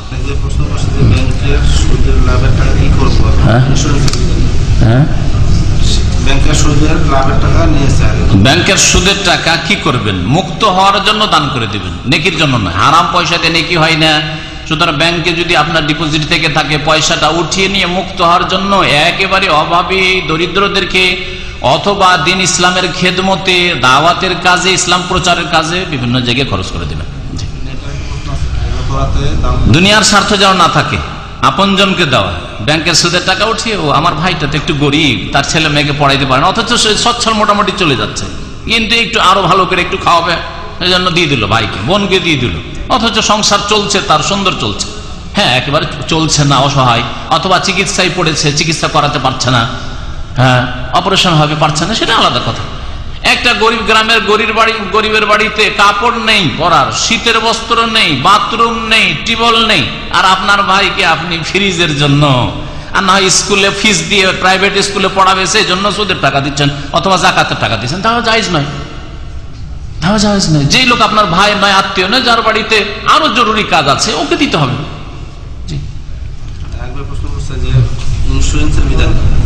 ইন্স্যুরেন্স জায়েজ নয়, যদি বাধ্য না করা হয় তো ইন্স্যুরেন্স জায়েজ নয়। ইন্স্যুরেন্স মানে হচ্ছে বিমা, বিমা মানে জুয়া, বুঝা বুঝছেন? ইন্স্যুরেন্স মানে জুয়া, জুয়া নয়। আপনার 1 বছরের ইন্স্যুরেন্স করলেন, তাতে যদি অ্যাক্সিডেন্ট হয়ে গেল তো 50,000 টাকাও পেয়ে গেলেন, আবার যদি অ্যাক্সিডেন্ট না হয় 1 পয়সা পেলেন না। 10 বছর থেকে, 12 বছর থেকে, কত না, আমার 14 বছর থেকে আমার কাছে ড্রাইভিং লাইসেন্স, 14 বছর থেকে ড্রাইভিং লাইসেন্স, আর প্রায় 12 বছর থেকে চলছে, কিন্তু 1 পয়সা লাভ হলো না। এটা আরো একদিন হয়ে গেছে, পয়সায় হারাম আছে, এই পয়সায় হারাম, আর আসলে খরচ হয়ে যায়। আসলে এই লাস্টে এই বছরে এসছে তো ওর চাইতে বেশি ক্ষতি হয়ে গেছে, যতটা এসছে তার চাইতে বেশি ক্ষতি হচ্ছে, যাতে আমাকে পয়সা ভরতে হয়েছে, বা অতটাও কমপক্ষে অতটা 1 পয়সা থাকে না। তাতে বোঝা যাচ্ছে যে ইন্স্যুরেন্স ঠিক আছে, যেখানে বাধ্য করা হচ্ছে করেন আপনি, কারণ আপনার ওই জেলে যাওয়ার চাইতে, কাস্টডিতে যাওয়ার চাইতে, আর সমস্যা পড়ার চাইতে ভালো আপনি ইন্স্যুরেন্সটা করেন। আর ইন্স্যুরেন্স না করলে আপনার তো গাড়িও নামে থাকছে না, চালাতেও পারছেন না, ইন্স্যুরেন্স করেন। যেখানে হুকুম করা হচ্ছে করেন শুধু, আর যেখানে আপনাকে বাধ্য করা হয়নি মোটেই করবেন না। আপনার একামার জন্য আপনাকে স্বাস্থ্য করতে হচ্ছে, বীমা করতে হচ্ছে, হেলথ ইন্স্যুরেন্স করতে হচ্ছে, করেন। কিন্তু আপনি শখ করেন না, না না আমার ফুল একেবারে, যেটা ফার্স্ট পার্টি করবো, সেকেন্ড পার্টি, থার্ড পার্টি, 3 রকম আছে না, না ফার্স্ট পার্টি করবো, সেকেন্ড পার্টি করবো না, করবেন না আপনি। লাইফ ইন্স্যুরেন্স জায়েজ না, হারাম। গাড়ি ইন্স্যুরেন্স, বাড়ি ইন্স্যুরেন্স জায়েজ না, এসব কিচ্ছু জায়েজ না, এগুলো জুয়া। জুয়া, জুয়া খেলা আর ইন্স্যুরেন্স করা এক, কোনো পার্থক্য নেই। ছোটবেলায় অনেক টাকা পয়সা মেরে খেয়েছেন বলছেন, তওবা করেন, আর বেশি বেশি দান খায়রাত করেন। যদি অনুমান জানা থাকে তাহলে ওই টাকাটা দান করে দেন। এটা ওই অবস্থায় যদি ওই ব্যক্তিগুলি না জানা থাকে।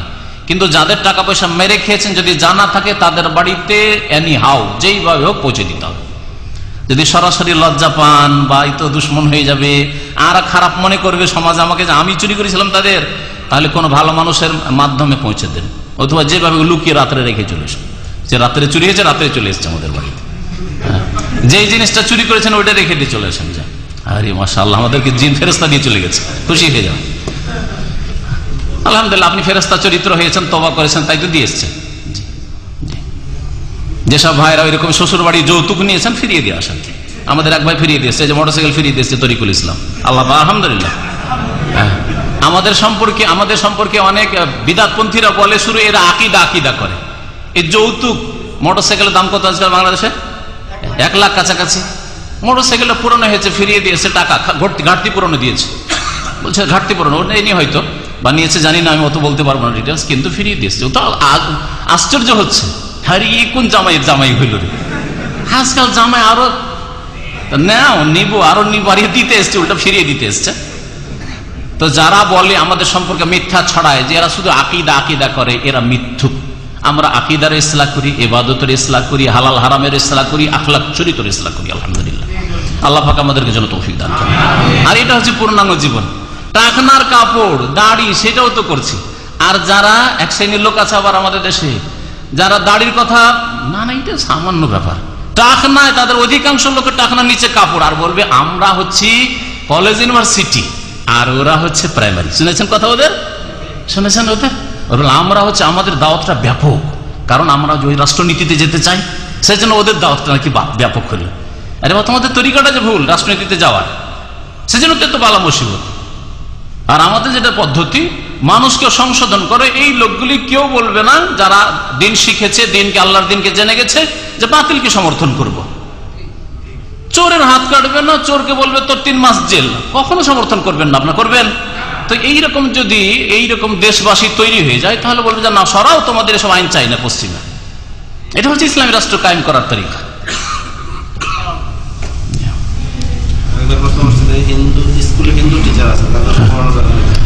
স্কুলে হিন্দু টিচার আছে, পড়া যাবে কেন? অমুসলিম টিচারের কাছে পড়া যাবে যদি ছেলে মেয়ের বিভ্রান্ত হওয়ার, গুমরাহ হওয়ার আশঙ্কা না থাকে। যে স্কুলে ক্লাসের সাথে সাথে ও স্লো পয়জনে শিরকুফুরি কথাবার্তা বলে। যেমন আমি আমার জীবনে প্রাইমারিতে মাত্র একটা হিন্দু শিক্ষকের কাছে পড়েছি, কিন্তু সেও পয়জন ঢুকাবার চেষ্টা করেছে, হয়তো বেঁচে আছে এখন জানি না দীর্ঘদিন ধরে, কিন্তু পয়জন ঢুকিস কি।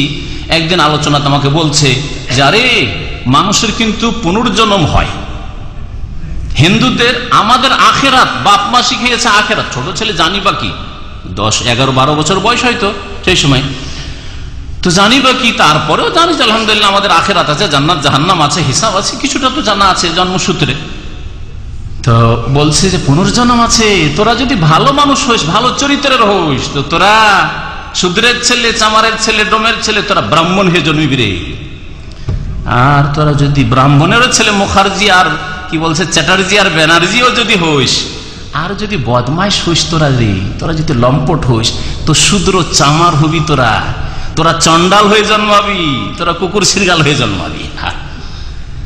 এই শিক্ষা ক্লাসের সাবজেক্ট পড়াইতে এসছে, সেই সাবজেক্টের সাথে কোনো সম্পর্ক নেই। আর আমাদেরকে বলেছে, আমার মনে আছে, কারণ ছোটকালকার কথা এখনো মনে আছে, বুঝতে পারছেন? তো এইরকম আশঙ্কা অবশ্যই আছে অমুসলিম বা বিদাতি শিক্ষকেরা। শুধু অমুসলিম কেন, আটরসি মাইজ ভান্ডারির কাছে যদি আপনি পড়াইতে দেন ছেলে মেয়েদেরকে, বিদাতি মাদ্রাসায় পড়াইতে দেন, কি শিখে আসছে? ওদের শিরক বিদাতি শিখে আসছে, শিরক বিদাত শিখে আসছে।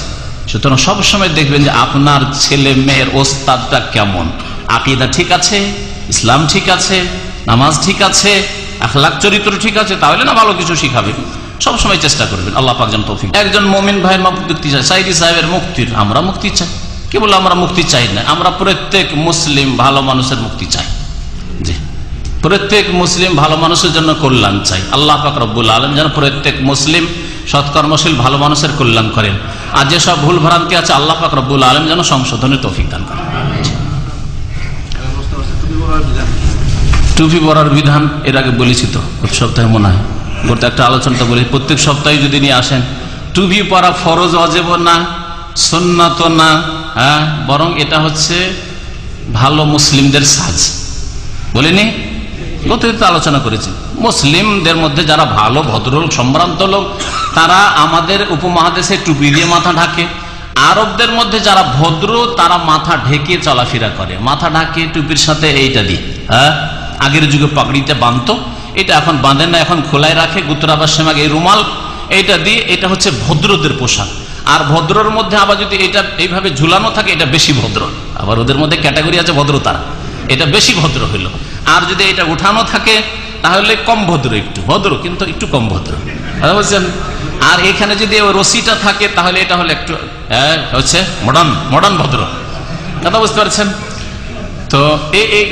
এগুলো হচ্ছে ভদ্রতা। আর যদি এটা না থাকে, টুপি না থাকে, খোলা মাথায় কোনো আরবি চলাফেরা করে তাহলে তাকে অভদ্র মনে করা হয়। এটাকে হারেমে মরুগত, ভদ্রতার খেলাফ মনে করা হয়।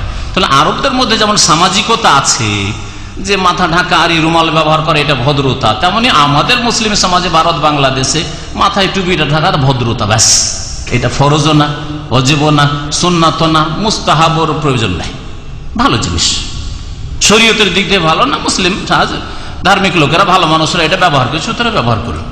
এর বিরোধিতা করার কোনো প্রয়োজন নেই, আপনি করিয়েন না, কোনো অসুবিধা নেই। নেকিতে নামাজে কোনো ঘাটতি হবে না। এই জন্য গত সপ্তাহে আরো বিস্তারিত বলেছিলাম, গত সপ্তাহে না তার আগের সপ্তাহে এটা আলোচনা হয়েছে যে নবী সাল্লাল্লাহু আলাইহি ওয়াসাল্লাম কাঁধের ওপর কাপড়ের কথা বলেছেন। যদি টুপির কোন স্থান থাকতো নামাজে বলতেন যে দেখো মাথা থেকে ঢাকা শুরু করবে এখান থেকে, হ্যাঁ তাই না, লাইসা আলা আতিকিহি, কাঁধের উপর থাকতে হবে বলেছেন।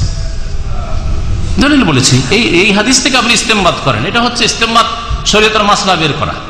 যদি টুপি নামাজের বিশেষ কোন বৈশিষ্ট্য থাকতো যে টুপি থাকলে বেশি সওয়াব হবে, তাই নবী সাল্লাল্লাহু আলাইহি ওয়াসাল্লাম বলতেন যে কাঁধটাও ঢাকবে, মাথাটাও ঢাকবে, মাথা সহ কাঁধটা ঢাকবে, আর এইদিকে নাভি থেকে নিয়ে হাঁটু পর্যন্ত ঢাকবে বলে দিতেন নবী করিম সাল্লাল্লাহু আলাইহি ওয়াসাল্লাম। তা তো বলেন নাই, না আছে। আর যদি কেউ বলে, আপনার কোন আলেম বলবে দলিল দেন, আমরা কাঁধেরটা শুনেছি আর এই দিকটা তো সতর লজ্জা স্থান আবৃত করতে হবে, আর মাথার একটা হাদিস দেন। জি, কিন্তু তার মানে এই না যে টুপি নিয়ে বাড়াবাড়ি করে। বাড়াবাড়ি দুই দিক থেকে, বাড়াবাড়ি দুই দিক থেকে আছে, কোন দিকের বাড়াবাড়িতে যাবেন না, দুটোই ভুল। মধ্যপন্থা অবলম্বন করবেন। আপনাকে টুপি ভালো লাগে আর ভদ্রতা লাগে তো টুপি ব্যবহার করেন, ভালো কথা, আর আমরা ওইটাকে ভালো মনে করি। আমি কখনো খালি মাথায় চলাফেরা করি না। আমার সাথী বন্ধু অনেক আলেমরাকে দেখি মাঝে মাঝে খালি মাথায় থাকলে, এটা আমাকে পছন্দ লাগে না, আলেমের জন্য পছন্দ লাগে না। কিন্তু একজন চাকরি করে, কোম্পানিতে চাকরি, তার জন্য আমাকে খারাপ লাগে না। আমাদের যে ভাইয়ের এখানে টুপি মাথায় দেন কিছু খারাপ লাগে না, কিন্তু একজন আলেমের দিন ভাই একটা ইসলামিক সাজ মোটামুটি আমাদের সমাজে, আর এতে মানুষের কথার প্রভাব পড়বে। যত মানে আপনি শরীফ ভদ্র হয়ে থাকবেন, আপনার কথার একটা তাসির আলাদা হবে। সুতরাং আপনি ভালো লেবাসে থাকার চেষ্টা করেন, এটা অবশ্যই হওয়া উচিত। আমাদের দেশে আলেমদের এই একটা রোগ দেখছি, টুপিকে অ্যাভয়েড করো না, এতে আপনার কথার ওজন কমে যাচ্ছে। গ্রামে মোটেই টুপি দেবেন, গ্রামে মোটেই টুপি মাথায় দেবেন, ওই দূরে গিয়ে কোথাও যদি প্রয়োজন হয় তাহলে দিলে, কেমন কথা হলো? টুপি শুধু মসজিদও নাই, আর টুপি শুধু দূরে গেছেন তখন নাই, গ্রামেও দিবেন। যেই লোক দূরে দিতে পারছেন, আবার গ্রামে অসুবিধা, লজ্জা কেন? এরকম পরিবেশ আমরা তৈরি করে নিয়েছি, খারাপ পরিবেশ। জি, হাঁটুর ওপরে কাপড় তুলে উজু করে, কাপড় যদি নাও থাকে কোনো অসুবিধা নেই। গোসল করার সময় কাপড় থাকতে হবে কি? জরুরি নয়, তবে ভালো। শরীরে কাপড় রেখে গোসল করেন ভালো, কিন্তু যদি শরীরে একটু কাপড় না থাকে আর গোসল করেন, গোসল শুদ্ধ হবে না? হবে না? ফরজ গোসল শুদ্ধ হবে? ফরজ গোসল যদি শুদ্ধ হয় তো ফরজ উজু কেন শুদ্ধ হবে না? গোসলও পবিত্রতা আর উজুও পবিত্রতা, বুঝতে পারছেন? এবারে এক কথা আবার অন্য ভাষা দিয়ে বলছি, পবিত্রতা অর্জনের জন্য, উজুর জন্য, গোসলের জন্য পোশাক শর্ত নাই, বা লজ্জা স্থান আবৃত করা শর্ত নাই। লজ্জা স্থান আবৃত করা কিসের শর্ত? নামাজের শর্ত আসবে। বাবু শুরুতি সলাহ, নামাজের কন্ডিশন সম্পর্কে, নামাজের শর্ত সম্পর্কে অধ্যায় আসবে আমাদের। এটা শেষ হয়ে গেলে ইনশাআল্লাহ তারা আসবে। জি, লজ্জা স্থানের দিকে তাকালে উজু ভেঙে যায়, এটা ফতোয়া ওইরকমই যেমন আমাদের সাথে লজ্জা স্থানের দিকে তাকালে চোখ নষ্ট হয়ে যায়। শুনেছেন না শোনেন নাই? এই মর্মে জাল হাদিস আছে, জাল একটা মিথ্যা কথা আছে। লজ্জা স্থানের দিকে তাকালে দৃষ্টি শক্তি কমে যায় বা হ্রাস পেয়ে যায়।